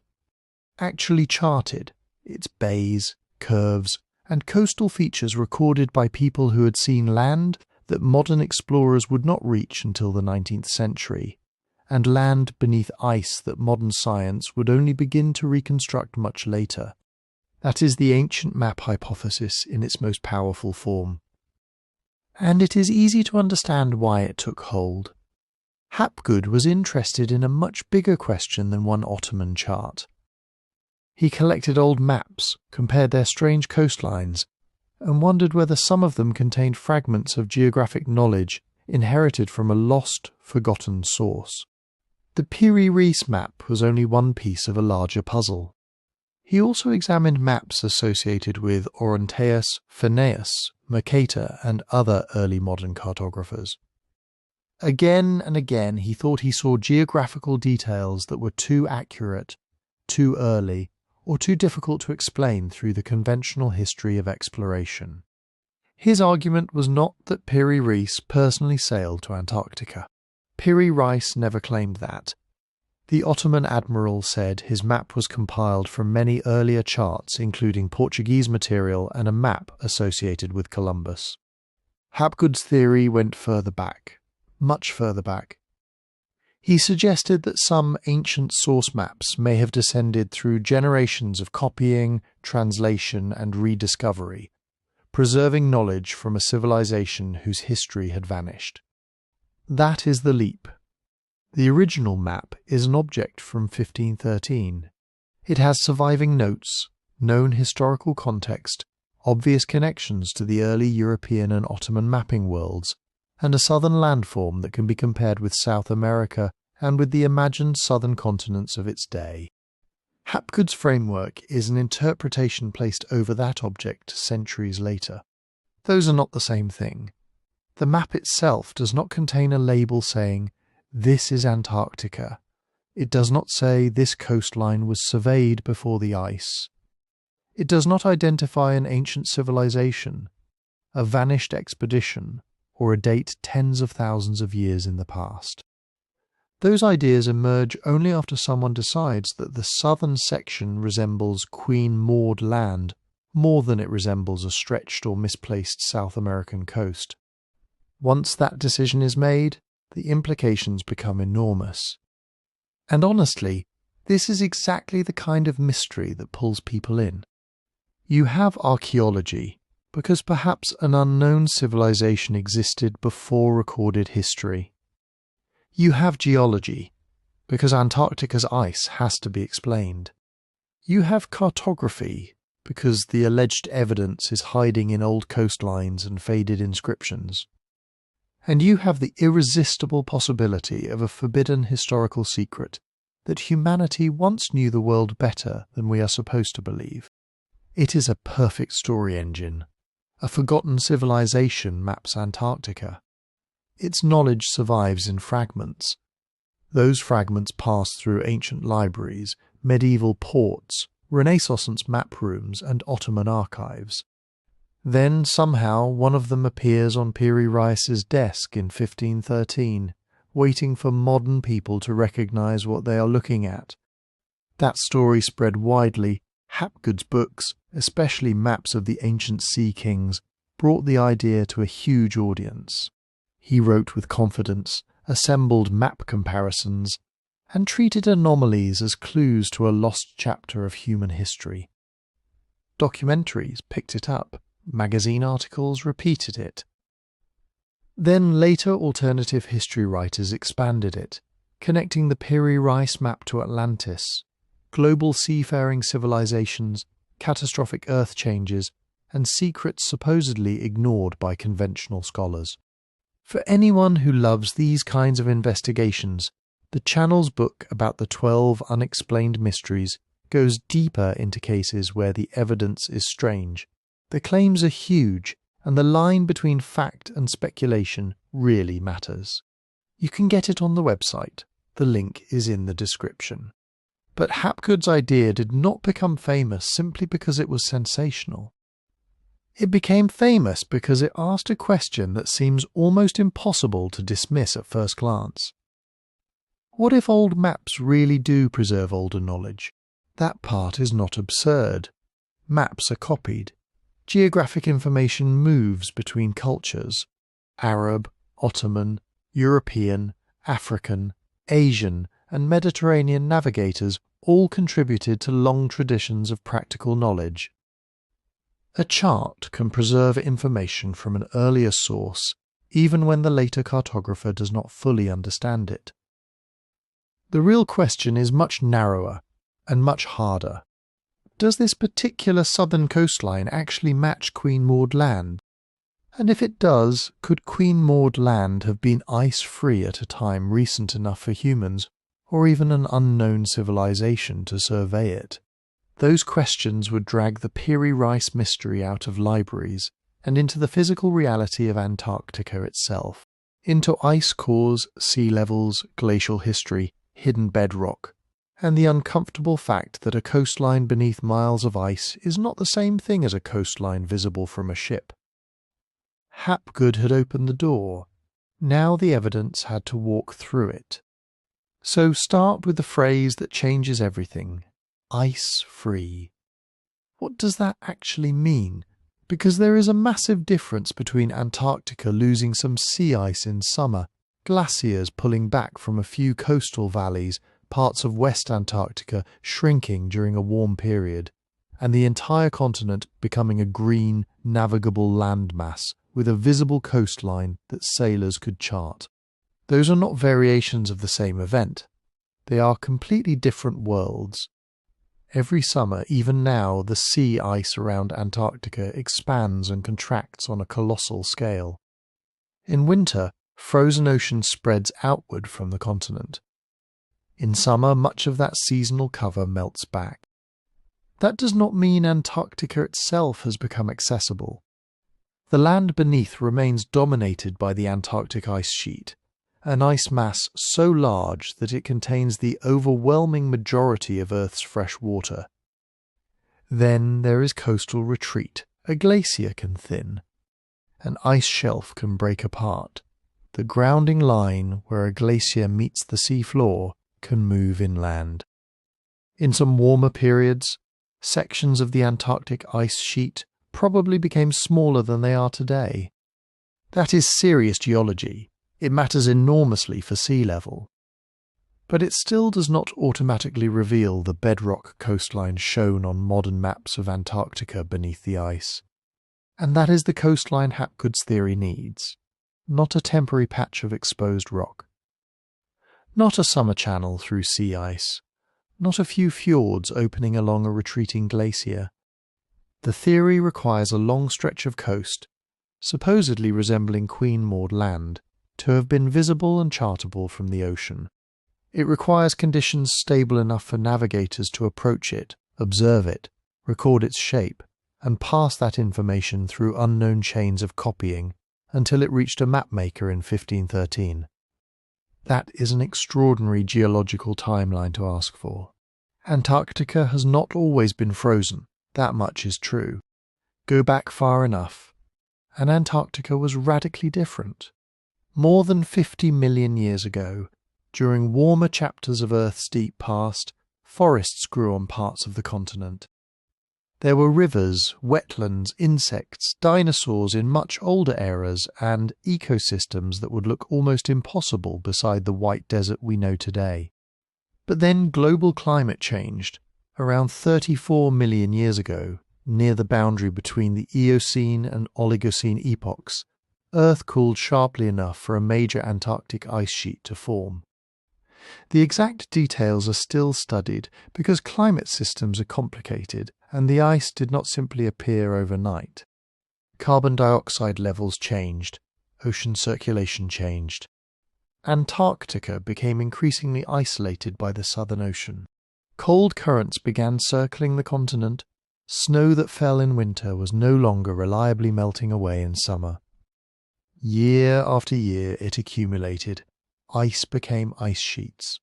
Ice sheets reshaped the land, and over millions of years, Antarctica became the frozen continent. That date matters. 34 million years is not ancient history in the casual sense.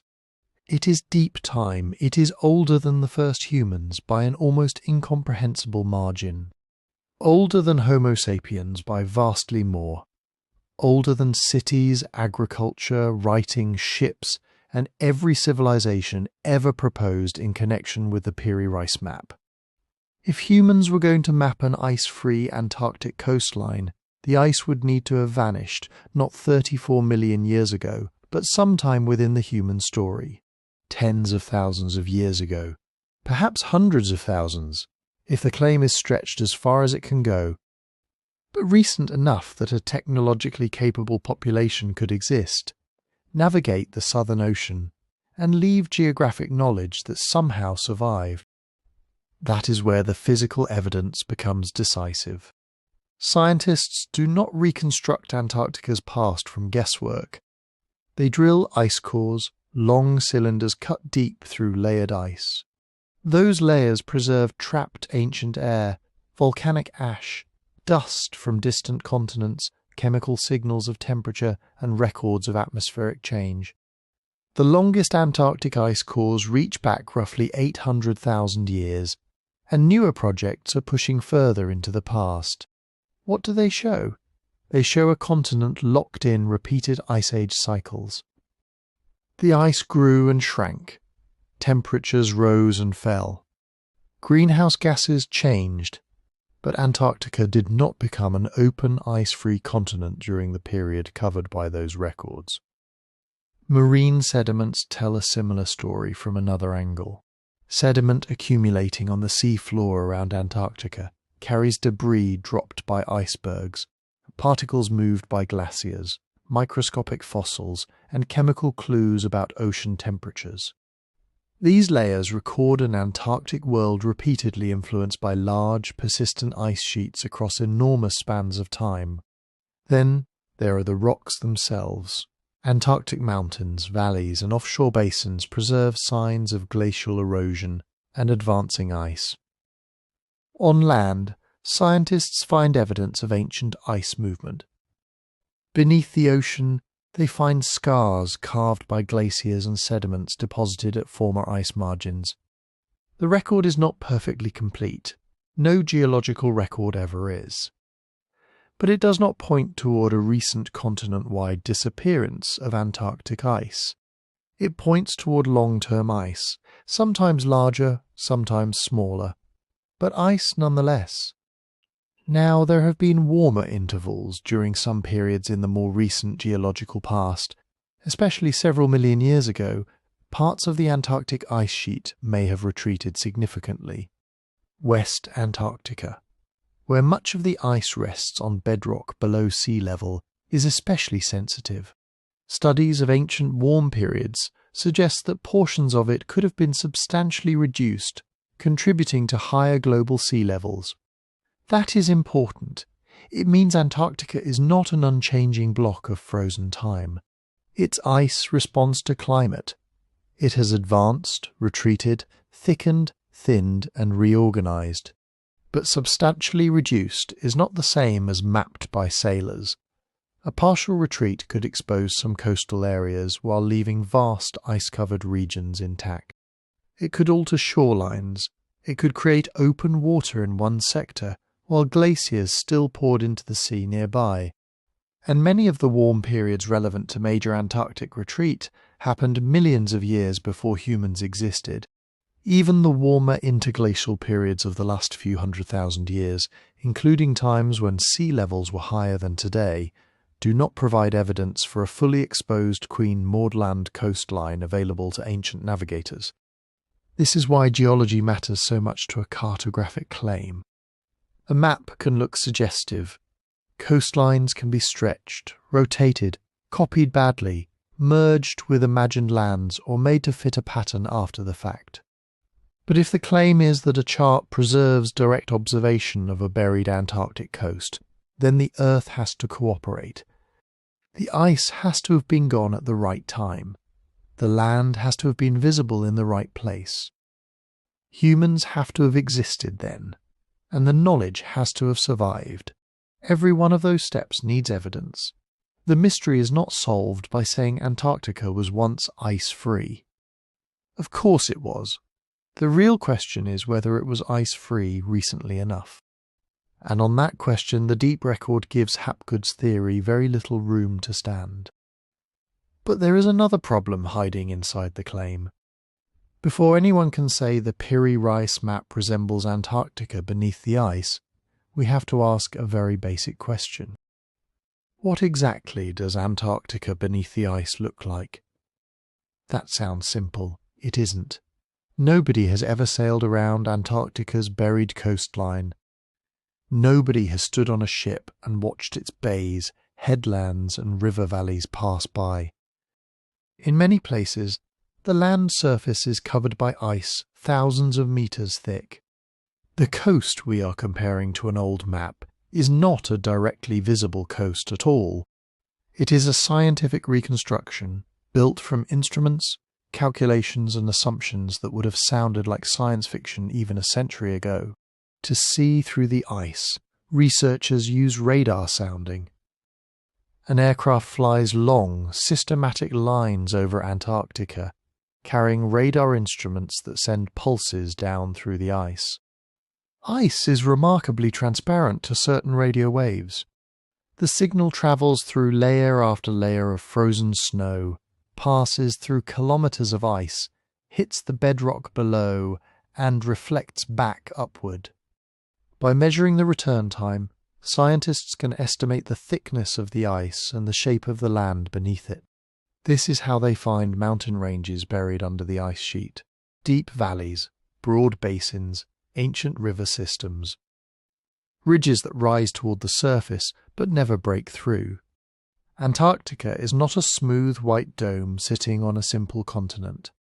Under the ice is a complicated landscape shaped by tectonic forces, erosion, glaciers, and millions of years of geological change. In East Antarctica, some areas rest on high continental bedrock. In West Antarctica, huge sections of the land lie below sea level.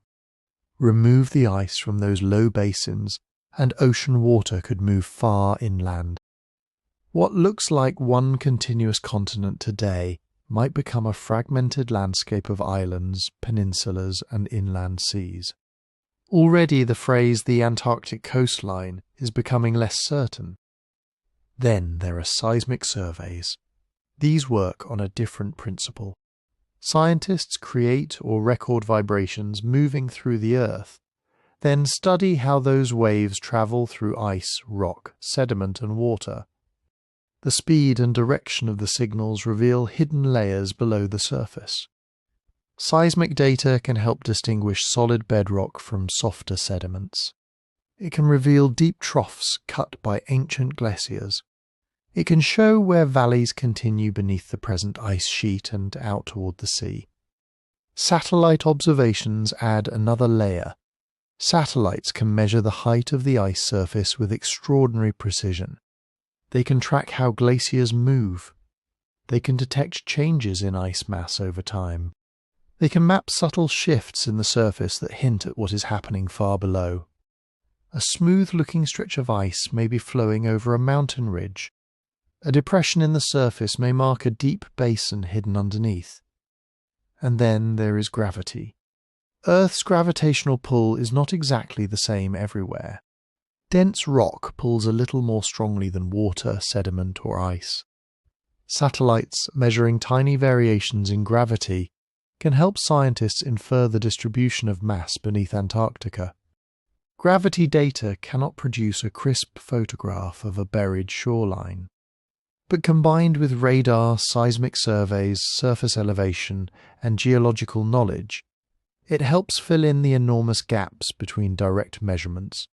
Because there are gaps, Antarctica is bigger than Europe. Its weather is brutal, its interior is remote. Flying radar grids across the whole continent takes decades. Some regions have been surveyed in remarkable detail. Others remain much more uncertain. A model of the bed beneath the ice is not a single discovery, like opening a door and seeing the landscape waiting on the other side. It is a reconstruction. Think of it like trying to map a mountain range at night, in a blizzard, from a plane, using scattered echoes from below a frozen ocean. You can build an increasingly accurate picture. You can identify major features with confidence. But the fine details, the exact line of a valley, the shape of a bay, the position of a coastal shelf, those can change as new data arrives. And the coastline itself depends on another question. What happens when the ice is removed? If all the ice disappeared instantly, sea level would be radically different. The weight of the Antarctic ice sheet currently presses the continent down. Remove that weight, and the land would begin to rise, a process called isostatic rebound. But it would not rise everywhere at the same rate. Some areas would remain below sea level for a long time. Others might emerge. Ocean water would flood low basins. The shoreline would shift as the land adjusted, so scientists can make different reconstructions depending on the scenario. Are they modelling the bedrock as it exists today beneath the weight of the ice? Are they estimating the coast if present sea level flooded exposed lowlands? Are they accounting for the land rebounding after millions of tons of ice vanished? Are they modelling a partial ice retreat rather than the total disappearance demanded by the more dramatic ancient map theories? Each choice changes the result. That matters enormously when someone lays an old, distorted map beside a modern outline and says, "Look, they match." Which outline? The visible Antarctic coast today is one thing. The bedrock edge beneath the ice is another. A hypothetical shoreline after ice removal is another. A shoreline after sea level adjustment and crustal rebound is something else again. And all of these are shaped by models with margins of uncertainty. This does not mean scientists know nothing about subglacial Antarctica. Far from it. The broad picture is powerful. We know there are major mountain chains, deep basins, submerged regions, and landscapes profoundly altered by ice. We know enough to test sweeping claims about a supposedly mapped continent.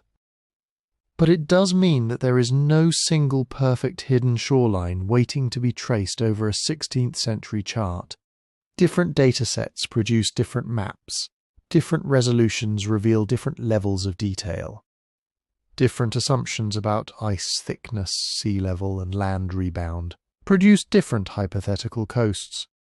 A resemblance can become stronger or weaker depending on which reconstruction is chosen, how the old map is rotated, how much it is stretched, and which features are treated as meaningful. And that creates a strange irony at the centre of the whole story.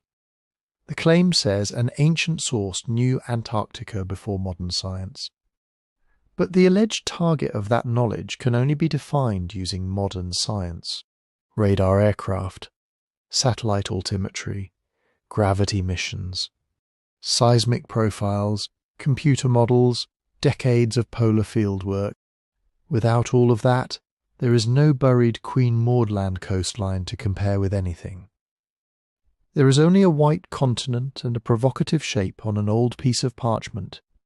So the next question has to be precise. When researchers actually compare the Piri Reis fragment with the reconstructed land beneath Antarctica's ice, does the match hold up? Or does it depend on choosing just the right version of a coastline no one has ever seen? This is where the claim has to leave the world of impressions and enter the world of measurement.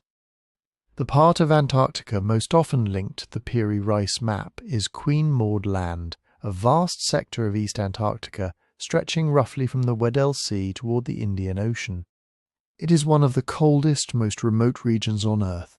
Today its coast is buried beneath shelves of floating ice, and its interior rises into a high frozen plateau.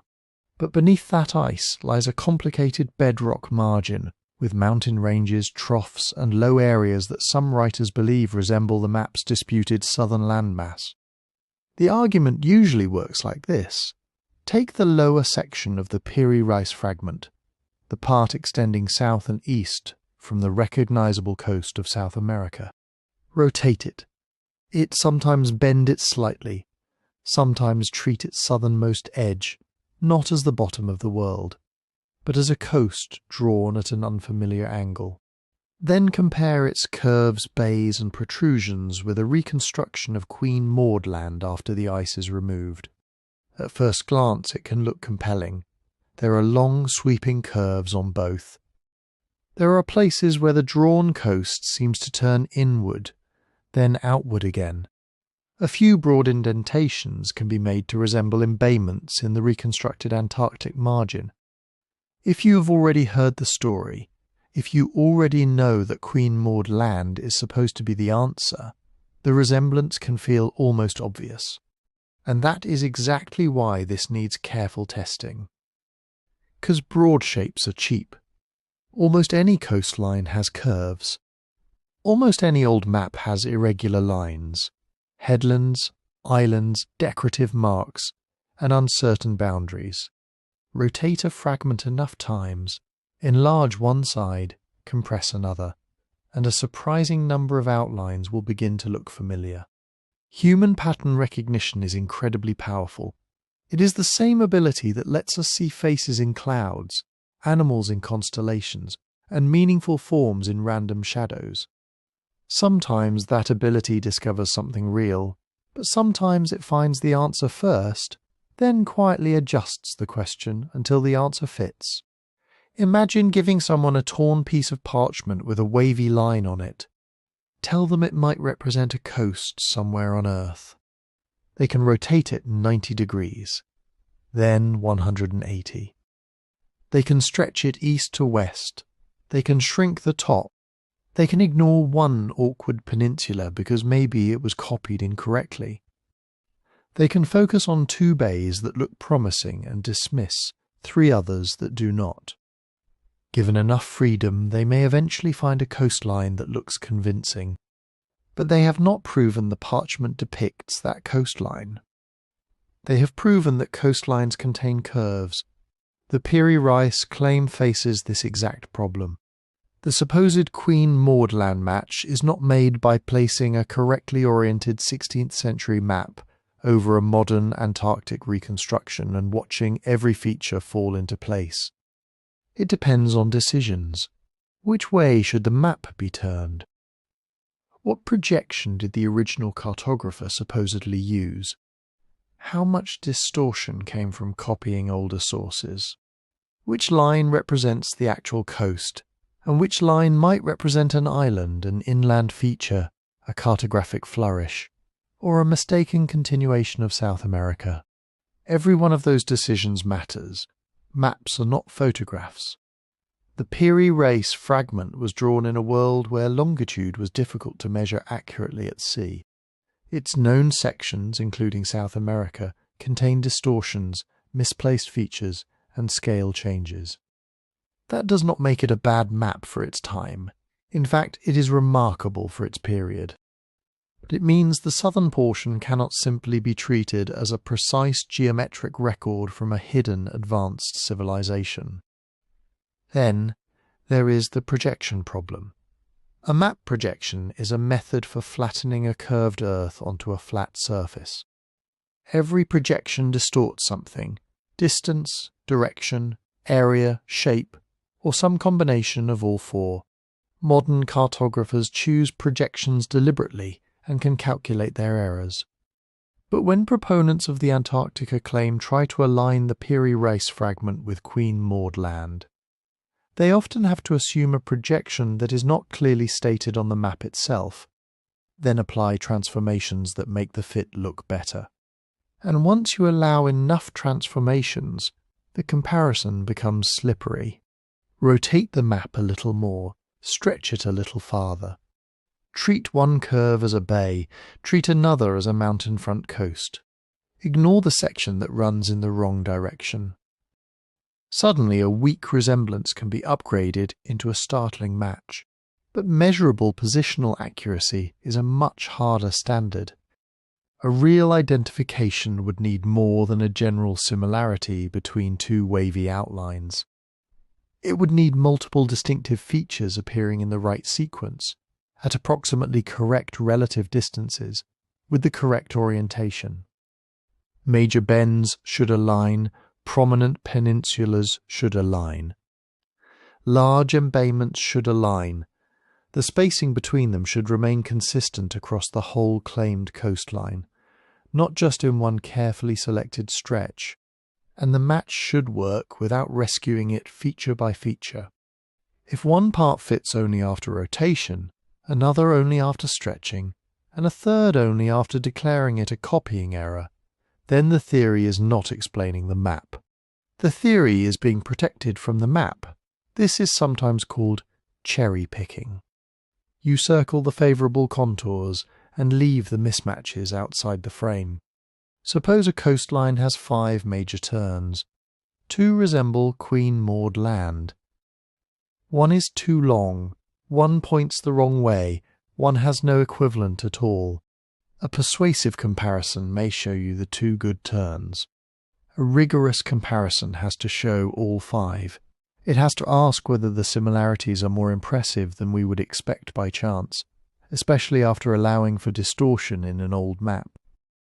And there is another issue. Why Queen Maud Land specifically? The southern section has also been interpreted as an extension of South America, as Tierra del Fuego drawn incorrectly, as a speculative southern continent, or as a combination of partial information and cartographic imagination. If the outline can plausibly be read in several ways, Antarctica does not get to win just because it is the most dramatic option. For the Queen Maud Land identification to be accepted, the evidence would need to be much stronger. Researchers would need to specify in advance which segment of the Piri Reis map represents Antarctica. They would need to use a clearly defined reconstruction of the subglacial or ice-free coast. They would need to state the rotation, scale and projection rules before examining the result, not adjust them afterward until a resemblance appears.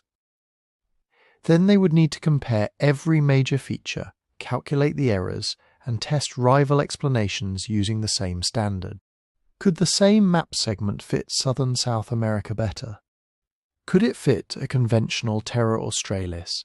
Could equally strong matches be found along other coastlines once rotation and scaling are allowed? If the answer is yes, then the Queen Maud Land match is not unique. And if it is not unique, it is not evidence of ancient Antarctic knowledge. This does not mean the claim is foolish. It means it has reached the point where fascination is no longer enough. A resemblance can start an investigation. It cannot finish one.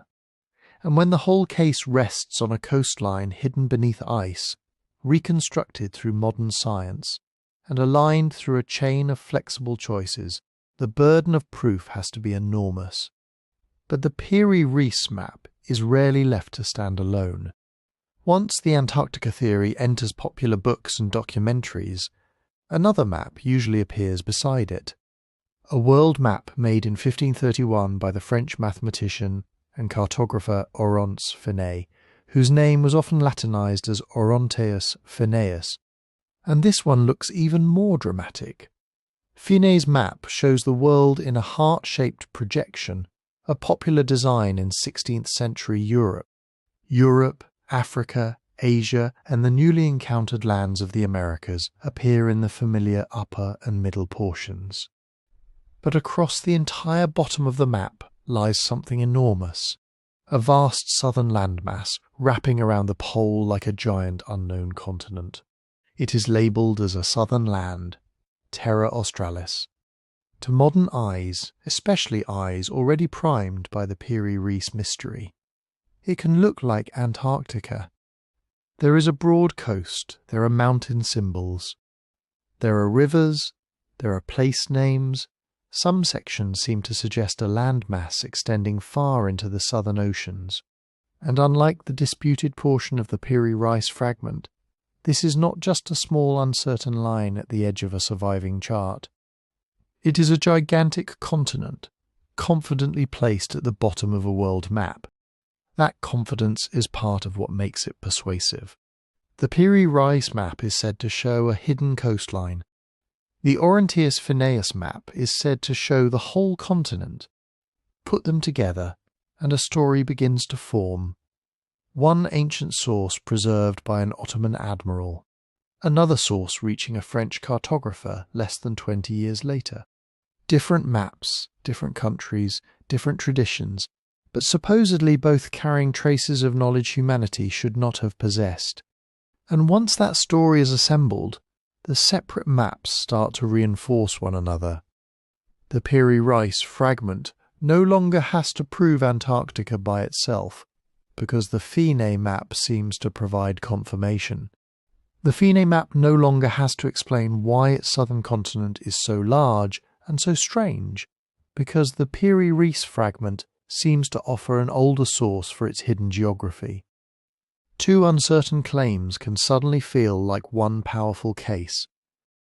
But this is where the legend expands faster than the evidence, because the Oronteus Finaeus map and the Piri Reis map did not emerge from the same cartographic situation. They do not depict the southern world in the same way, and most importantly, a large southern continent on a 16th century European world map was not unusual evidence of Antarctica. It was a standard expectation. For centuries, many geographers believed there had to be a great continent in the south. The idea came from balance. The known world appeared dominated by land in the north. Europe, Asia, North Africa, and the newly discovered Americas all seemed to cluster above the equator. So what, cartographers wondered, balanced all that land below it? A southern continent seemed logical. This hypothetical land was often called Terra Australis, Latin for southern land. It was not necessarily based on direct observation. It was an idea inherited from ancient geography, expanded by medieval scholarship, and carried forward into the age of exploration. A continent was expected to exist in the far south, perhaps rich, temperate, and inhabited. It might connect to South America. It might connect to New Guinea. It might circle the entire globe. Nobody knew, but uncertainty did not stop cartographers from drawing it. In fact, early modern maps are full of places that were partly known, partly guessed, and partly required by the geographic theories of the time. Coastlines often continued beyond the limits of exploration. Islands appeared from sailors' reports, then vanished from later maps. Entire regions could be placed tentatively, copied repeatedly, and gradually acquire names, mountains, rivers, and political descriptions before anyone had actually visited them. That is not fraud. That is how mapping worked at the frontier of knowledge. A mapmaker was not simply recording what had been measured. He was assembling reports, older maps, classical authorities, sailor accounts, cosmological theories, and educated guesses. The blank spaces on the map were not really blank. They were filled with possibilities. Oronteus Finaeus' southern continent belongs in that world. Its geography does not match modern Antarctica in any simple, direct way. It is too large in some places, arranged differently in others, and attached to imagined regions that later exploration showed were not connected. It contains features that look less like the hidden bedrock coast of Antarctica and more like a cartographer trying to give form to a continent everyone expected but nobody had properly seen. And there is a crucial detail. The Antarctica claim often focuses on apparent coastal features, rivers and mountains on Finaeus' map. But these are exactly the kinds of details that can emerge from cartographic convention. Mountains were often used to make a landmass look geographically complete. Rivers could be drawn as plausible features of any large continent. Place names could come from classical texts, speculation, or earlier maps.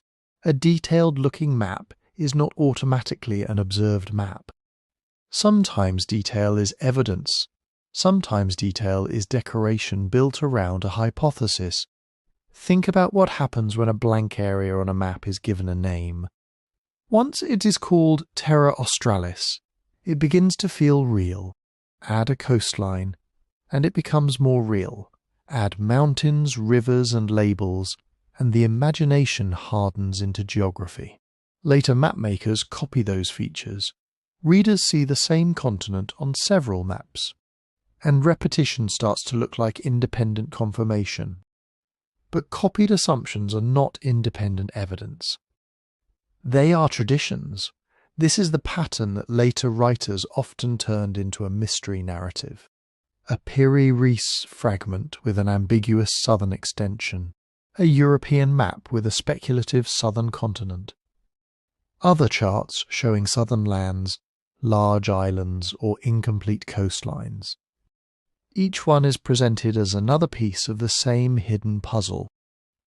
But they may not be pieces of one puzzle at all. They may be different attempts to solve the same old geographic question. What lies in the south?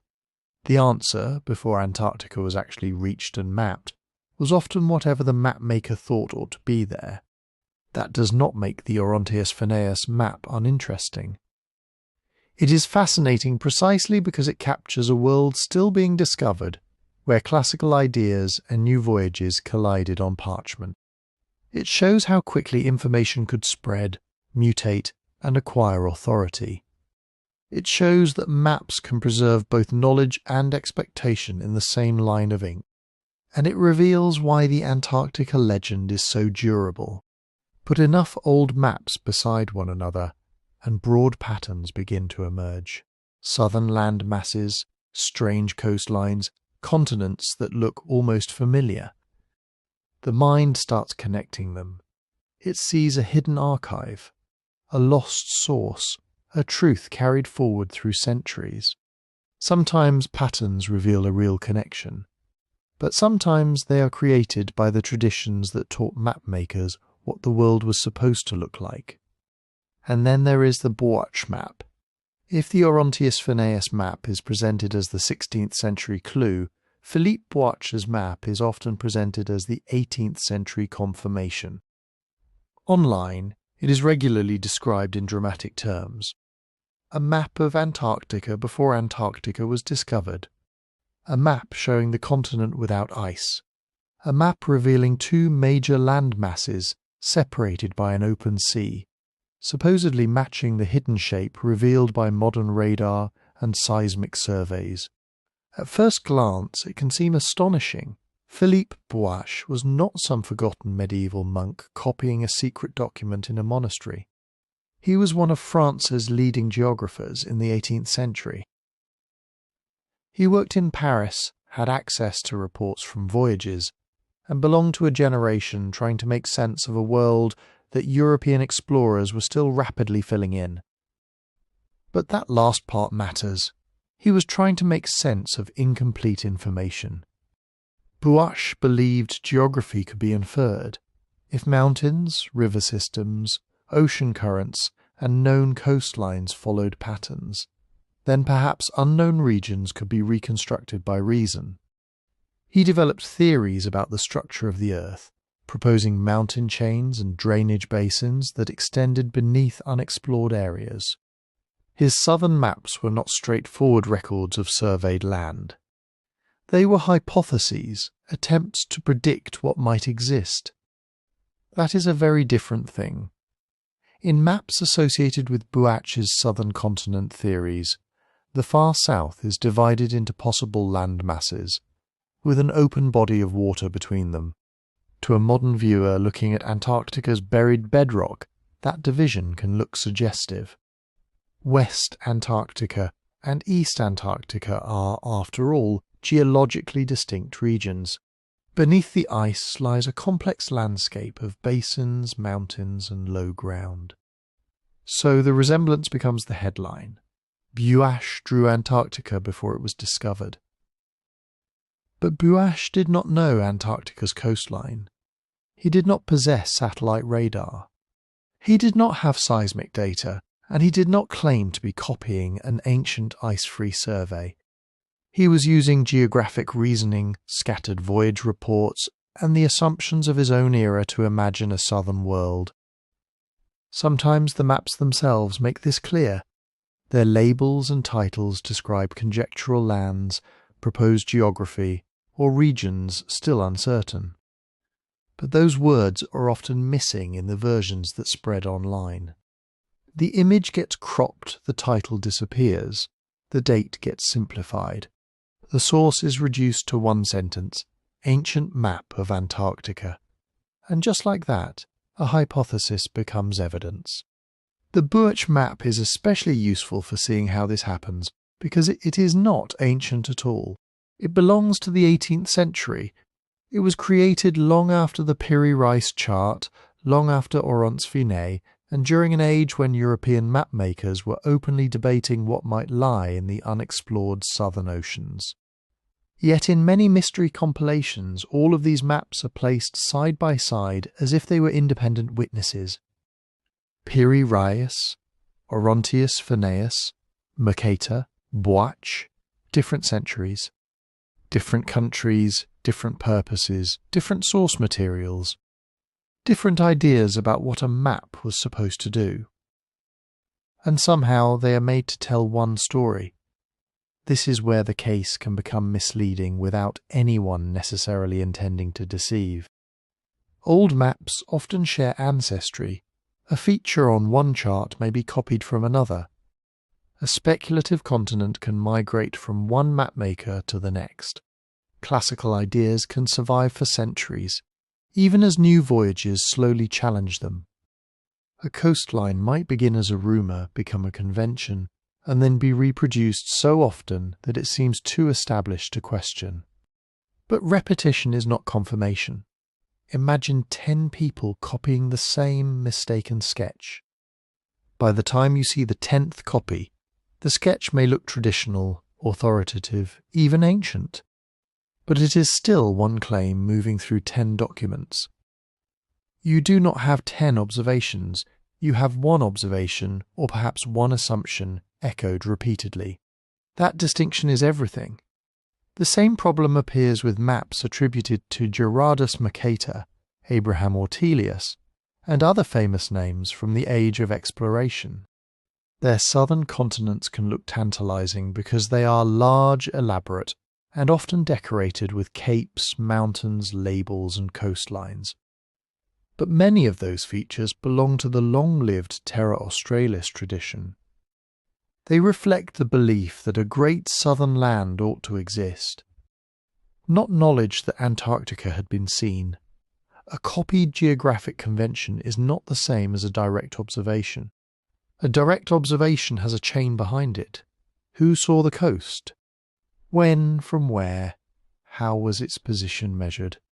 Was the report preserved? Did other navigators confirm it? Can we trace the feature from the voyage account to the chart? A convention has a different chain. Which earlier map did the cartographer consult? Which classical writer did he trust? What theoretical balance of land and sea did he expect? What blank space did he feel compelled to fill?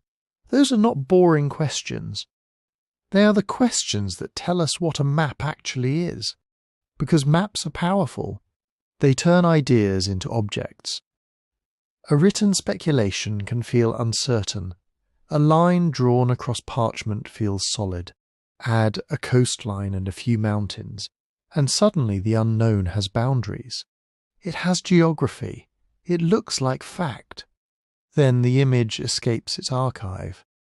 It appears in a book stripped of its original caption, then on a website stripped of the book's caution, then in a video where it is paired with modern Antarctic imagery.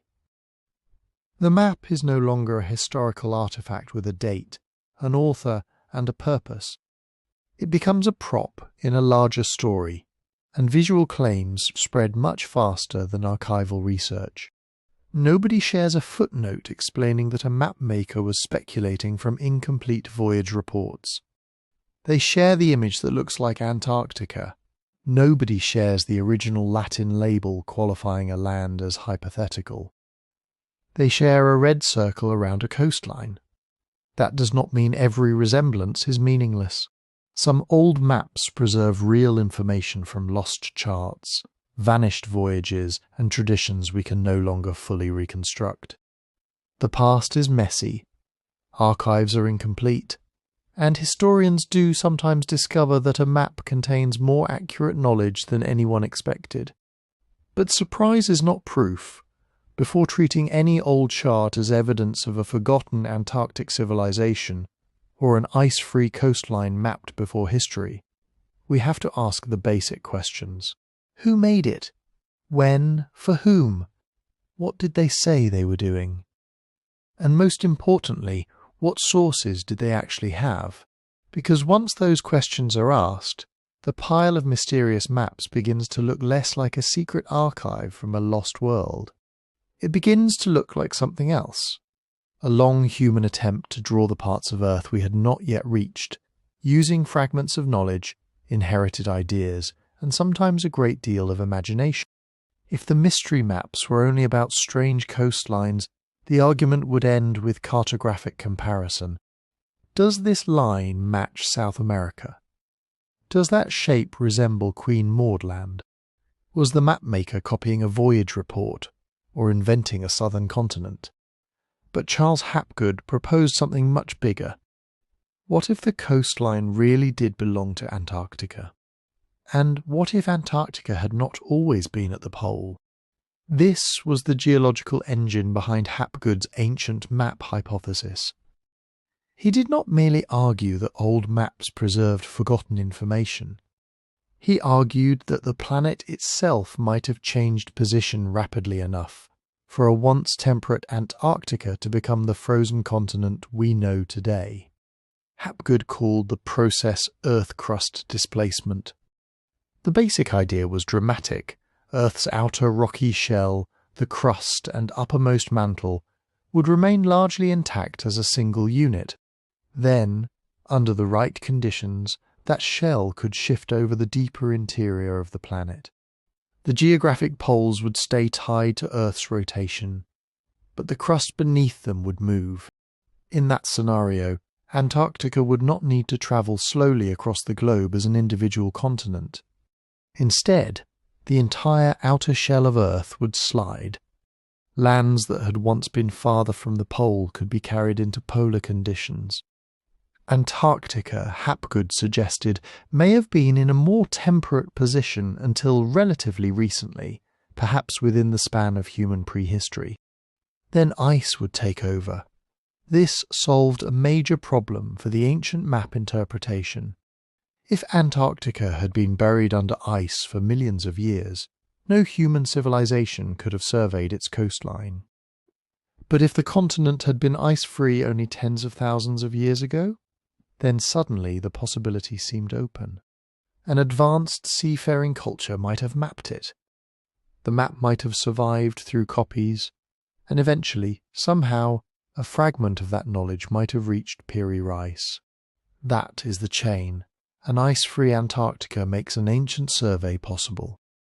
An ancient survey makes the mysterious maps more than speculation, and the maps, in turn, seem to offer support for the theory that Antarctica was once elsewhere. It is an elegant circle, but elegant circles can still be circles. To understand why Hapgood's proposal became controversial, we need to separate it from ideas that sound similar but are not the same thing. Continental drift and the modern theory of plate tectonics describe Earth's surface as broken into huge moving plates. Continents ride on those plates. Africa moves relative to South America. India collided with Asia and raised the Himalayas. The Pacific plate slides beneath, past, and against other plates. These movements are real, measurable, and usually happen at rates of centimetres per year. Antarctica has moved too, but it has moved as part of a tectonic plate over immense geological time, not as a continent suddenly dragged from a warm latitude to the South Pole in a few thousand years. Hapgood was proposing something different, not continents moving independently, but the whole outer shell shifting around the planet. This also differs from true polar wander. True polar wander is a real geophysical process in which the solid Earth can slowly reorient relative to its spin axis as mass is redistributed within the planet. But it is not a loose crust skidding freely across the mantle. It involves the planet as a coupled physical system, operating over very long timescales. And it differs again from the wandering of the magnetic poles, which can shift, weaken, and even reverse without moving continents or changing where the geographic poles are. Those distinctions matter because the poles moved can sound like a simple statement. In geology, it can mean several completely different things. Hapgood's theory attracted serious attention, at least initially, because it tried to explain several puzzles with one bold mechanism. Why had climates changed so dramatically? Why did ancient shorelines appear in unexpected places? Why did some regions show signs of past ice while others seemed to have changed rapidly? And Hapgood had an influential reader. Albert Einstein corresponded with him and wrote a foreword for Hapgood's 1958 book, The Earth's Shifting Crust. Einstein found the possibility interesting enough to encourage investigation. In the foreword, he described Hapgood's idea as potentially important, especially the suggestion that growing polar ice could create an imbalance capable of shifting the crust. That connection became legendary. Einstein's name gave the theory an aura of scientific endorsement.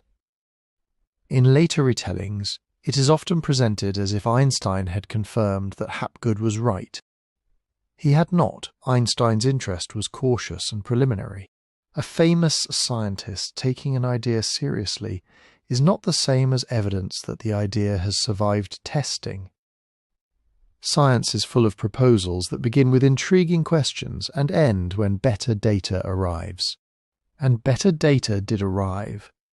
As geophysicists learn more about Earth's interior, the rapid global crust shift mechanism became increasingly difficult to support.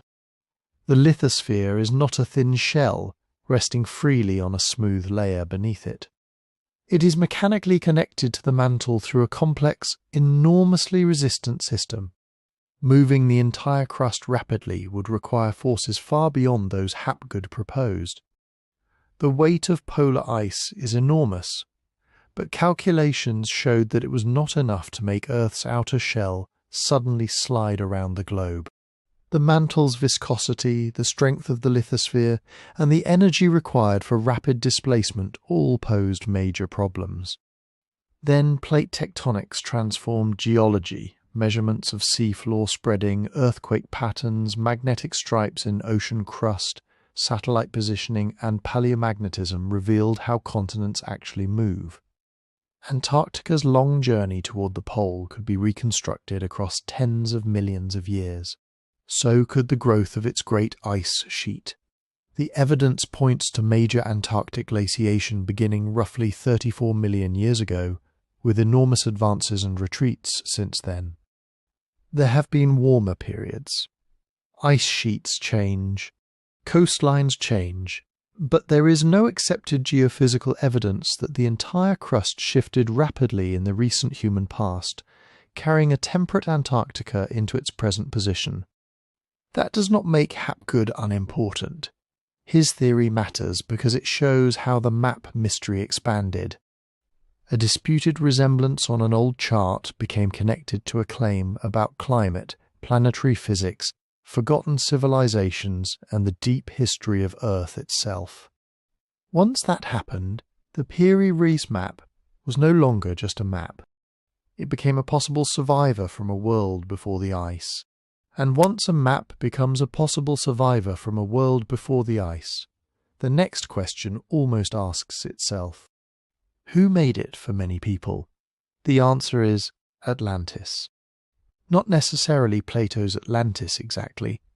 Not always a city swallowed by the sea in a single night, with temples, crystal technology and impossible machines.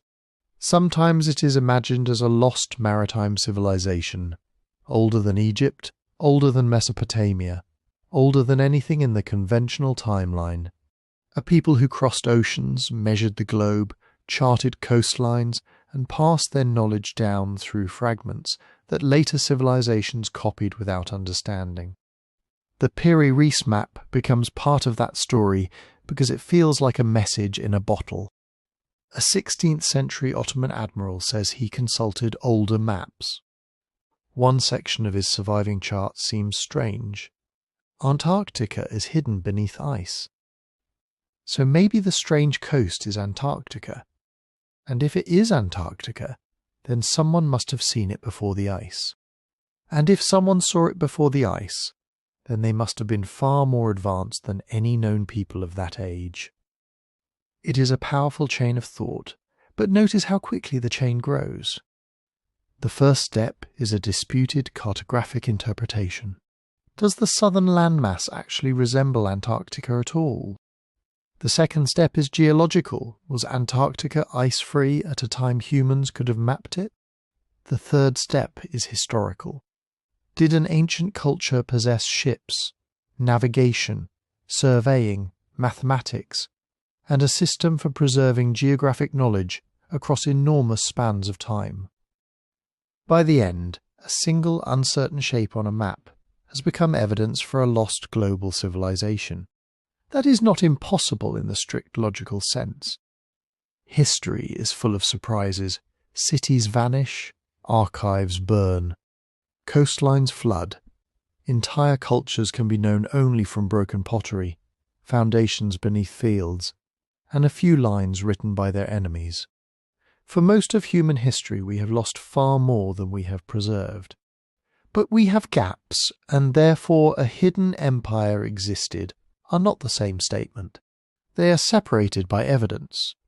Imagine what a civilization capable of accurately mapping a distant continent would need. Not just a boat and a brave crew. It would need reliable seafaring vessels, crews trained to travel far beyond familiar coasts, and some way to navigate across open water. It would need methods for estimating direction, latitude, distance, and probably longitude, which is much harder. It would need skilled surveyors. It would need a shared system of measurement. It would need scribes, map makers, workshops, and materials durable enough for records to survive long enough to be copied. And if this civilization operated on a global scale, it would likely leave more than one mysterious coastline. You might expect harbours, anchorages, shipwrecks, trade goods far from their source, distinctive tools, inscriptions, settlements, roads, mines, food remains, graves, or genetic traces of sustained contact between distant populations. You might expect its mathematical knowledge to appear in later cultures in recognizable forms. You might expect copies of its maps, references to its voyages, or at least archaeological disruptions showing that an unusually capable society had entered regions where it should not have been. Not every trace has to survive, of course not. Sea levels rose after the last ice age, drowning ancient shorelines around the world. Organic materials rot, papyrus burns, wood disappears. Coastal settlements are especially vulnerable, because coasts are where people tend to live, trade, build ports, and later get swallowed by the sea. That is real. There may be important prehistoric sites beneath modern oceans. There almost certainly are. Archaeologists are finding more evidence every year that ancient people travelled, traded, adapted to coasts, and crossed water far earlier than older textbooks once assumed. But a drowned village is not a drowned empire. A lost harbour is not proof of a civilization that surveyed Antarctica. This is where mystery narratives become so seductive. They turn the normal uncertainty of the past into fuel. No maps survive. That proves the knowledge was suppressed. No ruins have been found. They must be beneath the ice or sea. No written records. The civilization was too ancient. No artifact. The catastrophe was too complete. Every missing piece becomes another reason to believe. But that kind of argument cannot be tested.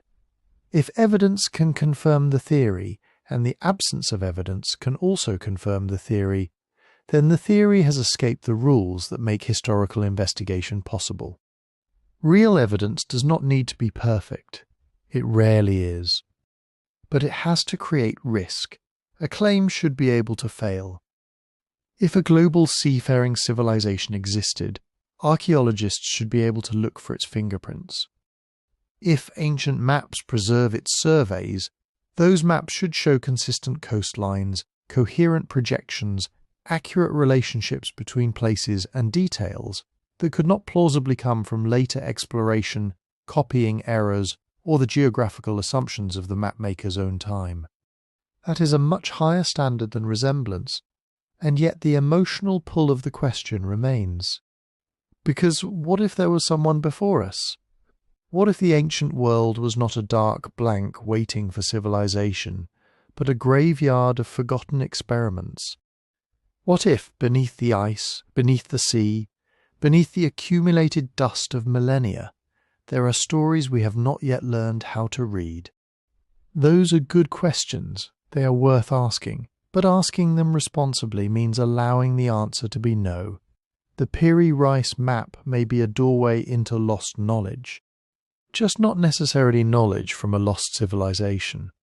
It may reveal how Renaissance and Ottoman mapmakers collected reports, copied older charts, filled unknown spaces with theory, and tried to assemble a world larger than any one person had seen. And that brings us back to the central problem. Before we can decide what the map knew, we have to decide whether it shows Antarctica at all. So, does it show Antarctica at all? This is where the case gets difficult. Not impossible, not boring. Difficult, because the Piri Reis map does contain a southern landmass.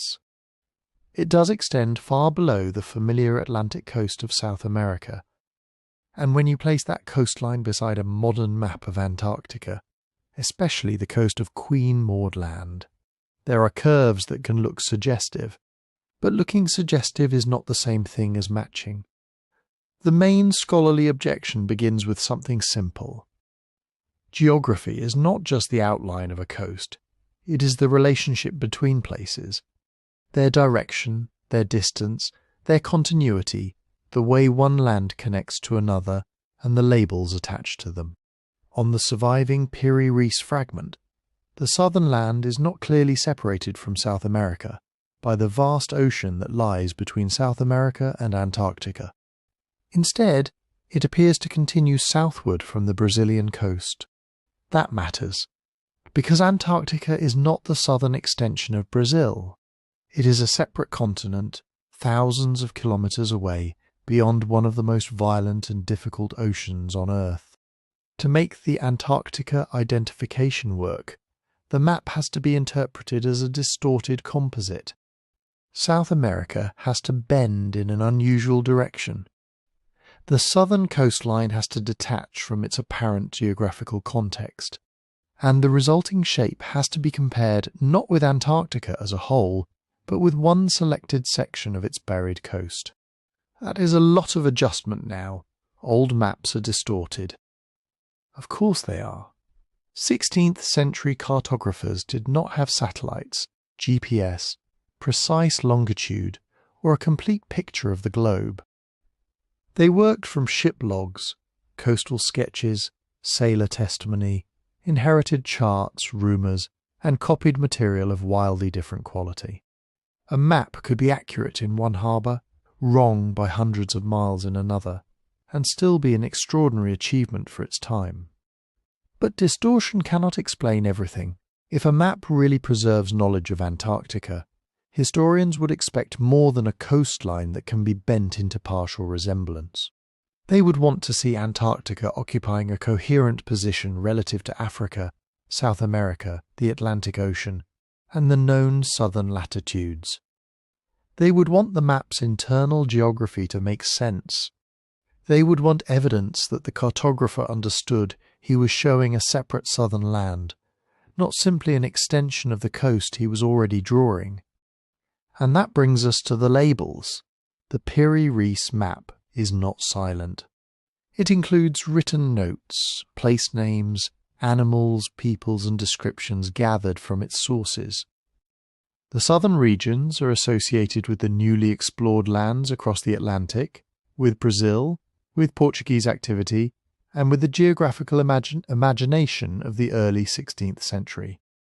There is no surviving inscription that says, in effect, this is a frozen southern continent. No note says, this land lies beyond the Southern Ocean. No note identifies it as a place unknown to Europeans, but copied from a prehistoric source. That absence does not prove the issue beyond all debate. Maps can be copied badly, notes can be lost. The surviving fragment is incomplete. We do not possess the entire chart Piri Reis made. We do not possess every Portuguese map, Arab chart, Italian portolan, or older document that may have contributed to it.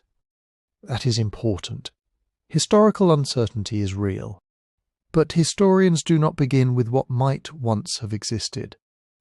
They begin with what survives, and what survives places the map firmly in the world of early modern cartography, a world where South America was still being explored, a world where coastlines were often stretched, doubled, rotated, or joined to theoretical lands, a world where many mapmakers expected a huge southern continent because classical geography told them the Earth needed one.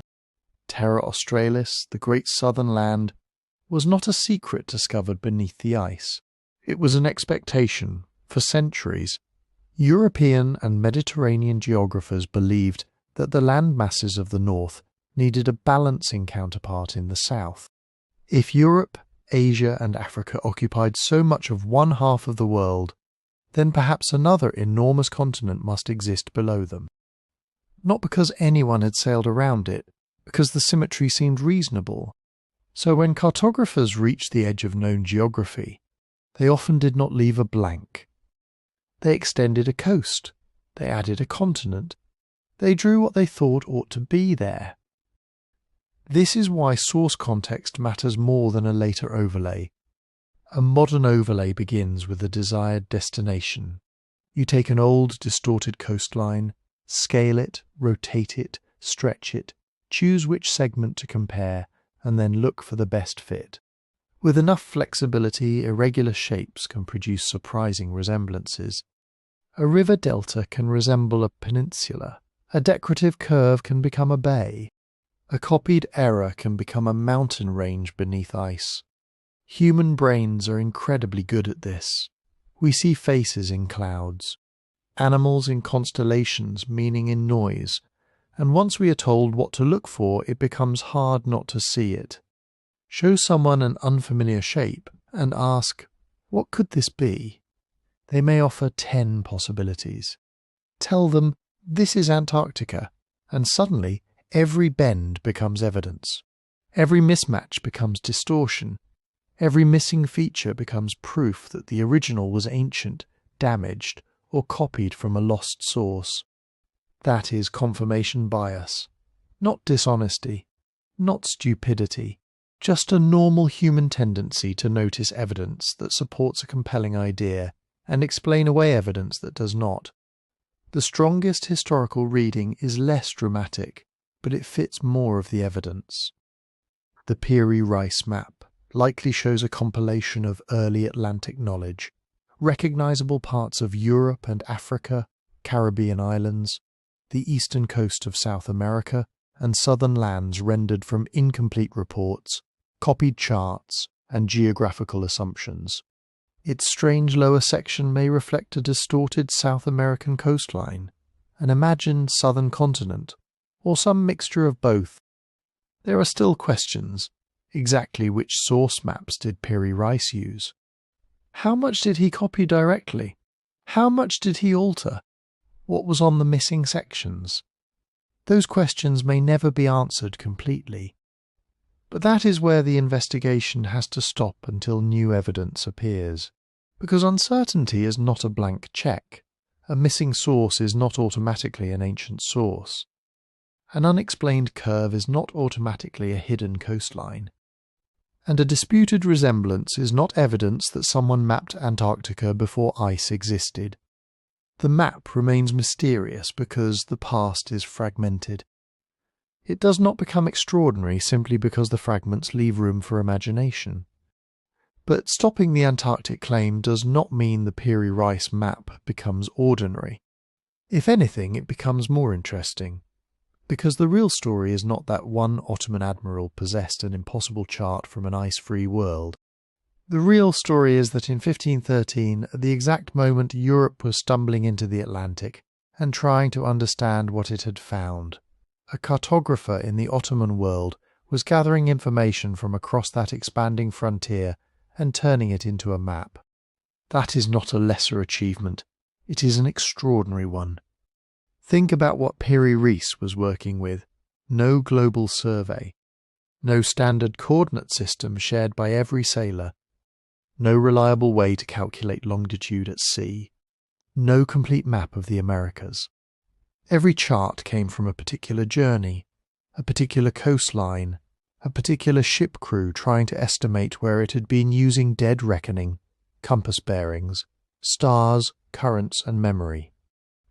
A Portuguese pilot might know one stretch of the Brazilian coast extremely well and be almost completely wrong about its wider position on the globe. A Spanish chartmaker might have excellent information about Caribbean islands, but no idea how far south the new continent continued. An Italian map might preserve old Mediterranean techniques alongside rumours from sailors who had crossed an ocean once and never returned.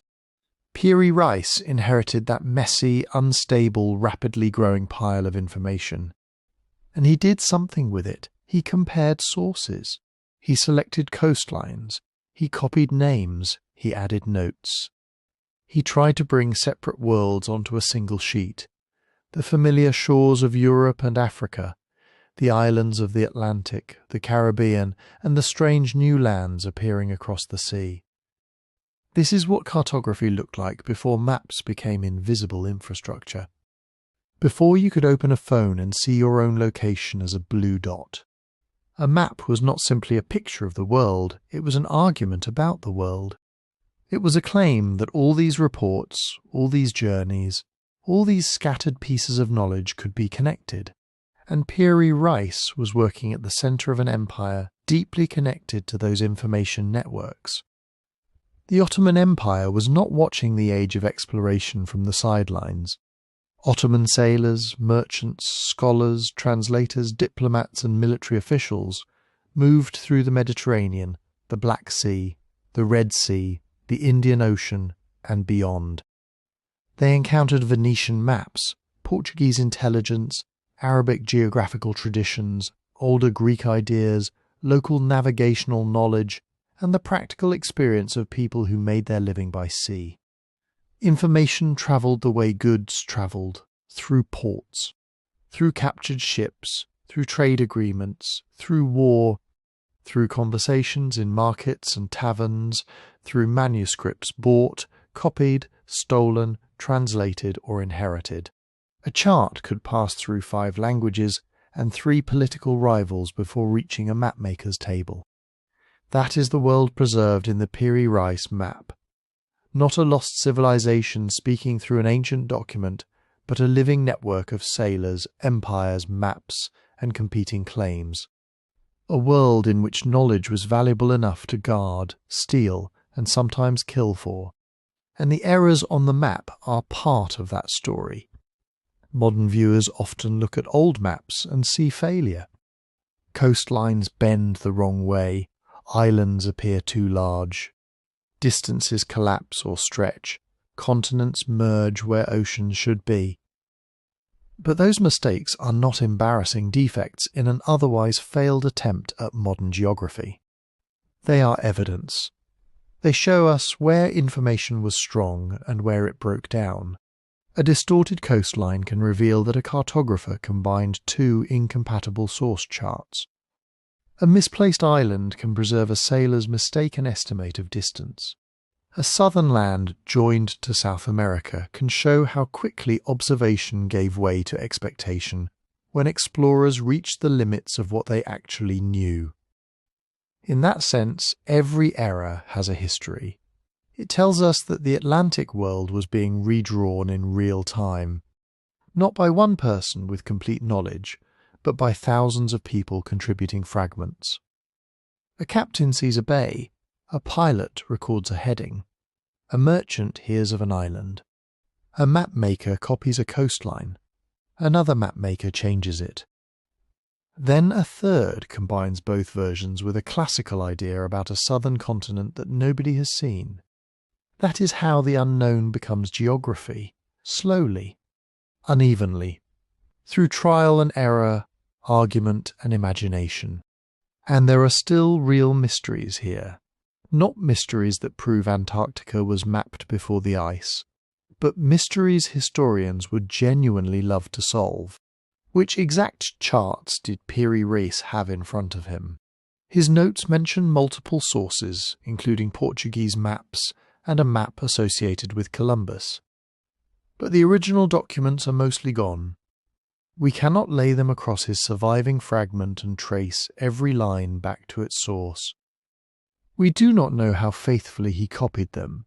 We do not know where he reconciled conflicting coastlines, where he made his own corrections, or where he simply chose one report over another. We also do not have the complete 1513 map. What survives is only a fragment rescued by chance and rediscovered centuries later in Topkapi Palace. The missing sections matter because they might have shown how Piri Reis imagined the larger world around the Atlantic. They might have clarified the intended relationship between lands that now appeared disconnected or strangely joined.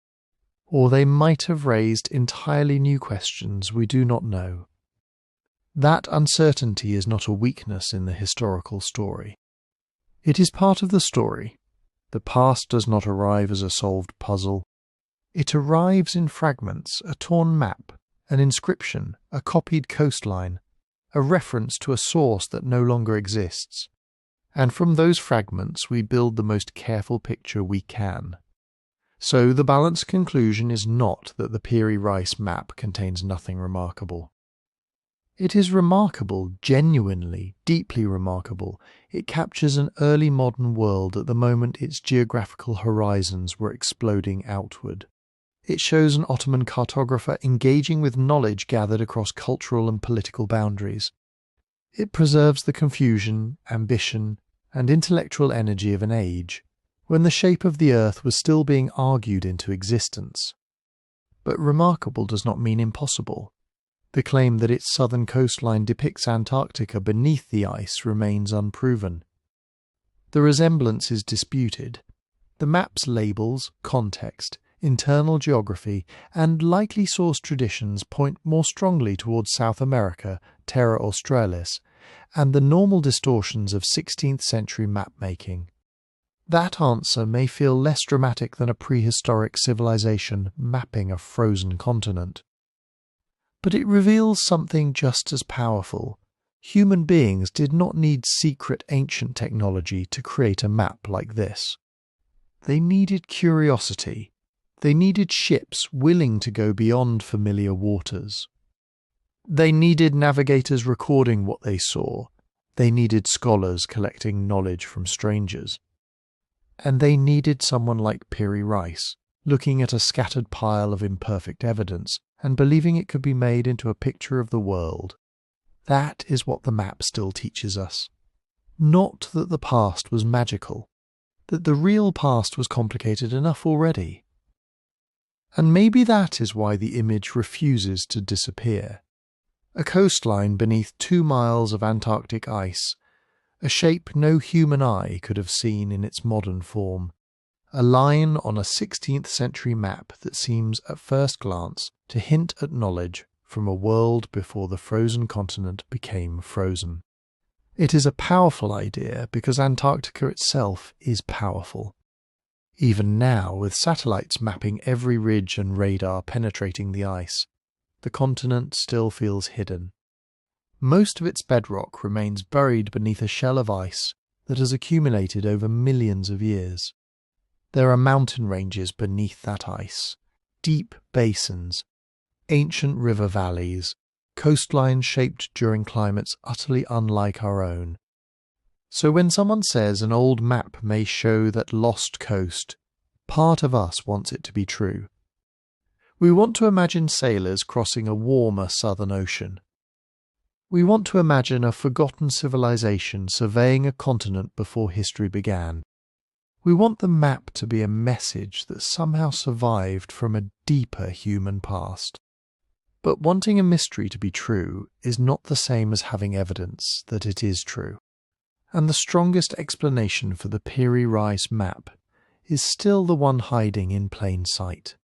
It is a complex early modern map, a map assembled from copied charts, sailor reports, inherited geographical traditions, and incomplete knowledge of a rapidly expanding Atlantic world. It combines coastlines that were known with coastlines that were guessed at. It stretches distances, it compresses space, it joins lands that later mapmakers would separate. It reflects not a finished picture of the Earth, but a world still being pieced together from fragments. The southern land does not need to be Antarctica for it to appear strange. 16th century cartographers already expected a southern continent. Terra Australis was not some secret discovered by ancient explorers. It was an idea with deep roots in classical geography.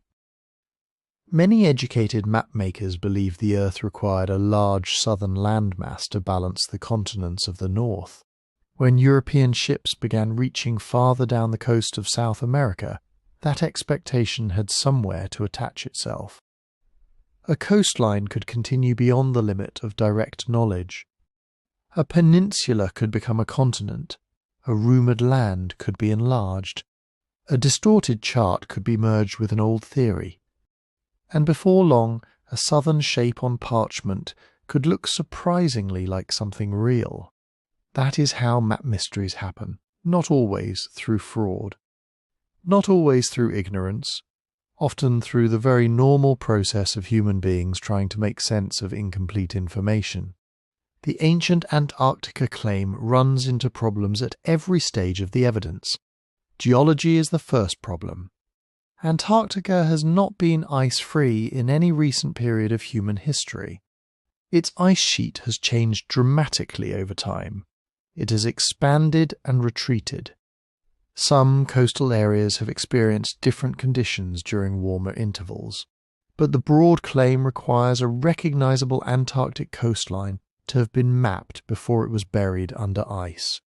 That would mean knowledge from a time far beyond the reach of known civilizations, beyond known writing, beyond known seafaring societies, and likely beyond our own species in anything like its modern form. That is an extraordinary gap. Then there is cartography. The claimed match between the Piri Reis map and Queen Maud land depends on rotating, resizing, selectively tracing and overlooking major differences. Almost any irregular coastline can begin to resemble another irregular coastline, if you're allowed enough adjustment. The question is not whether two shapes can be made to look similar. The question is whether they match in a way that is specific, consistent, and stronger than the obvious alternative explanations. So far, that case has not been made, and historical context creates another problem. Piri Reis did not present his map as a copy of an impossibly ancient Antarctic survey. He described working from known source traditions available to an Ottoman mapmaker in the early 16th century. His map belongs to a recognizable world of Portuguese charts, Spanish exploration, Arabic geographical knowledge, Mediterranean navigation, and classical ideas about the shape of the Earth. Nothing in that context requires a vanished civilization. Nothing requires ice-free Antarctica. That does not mean every line on the map has been explained beyond doubt. It has not. The original source charts are mostly lost. The complete 1513 map is missing. Some inscriptions are difficult. Some coastlines remain awkward. There is room for debate over details, and there always will be. But uncertainty is not evidence for the most dramatic answer. That is one of the hardest lessons in history. A gap in the record can feel like an opening. Sometimes it is, sometimes a lost document, a new archaeological discovery, or a better translation changes what we thought we knew. But most of the time, a gap is simply a gap.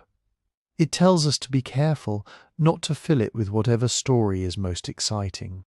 And yet, skepticism should never make this map feel smaller.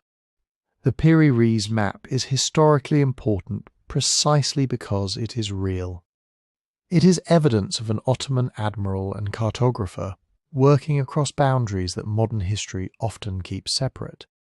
It is evidence that geographical knowledge moved between empires, languages, religions, ports, battlefields, and ships. It is evidence that the so-called Age of Exploration was never just a European story. It was a global story from the beginning.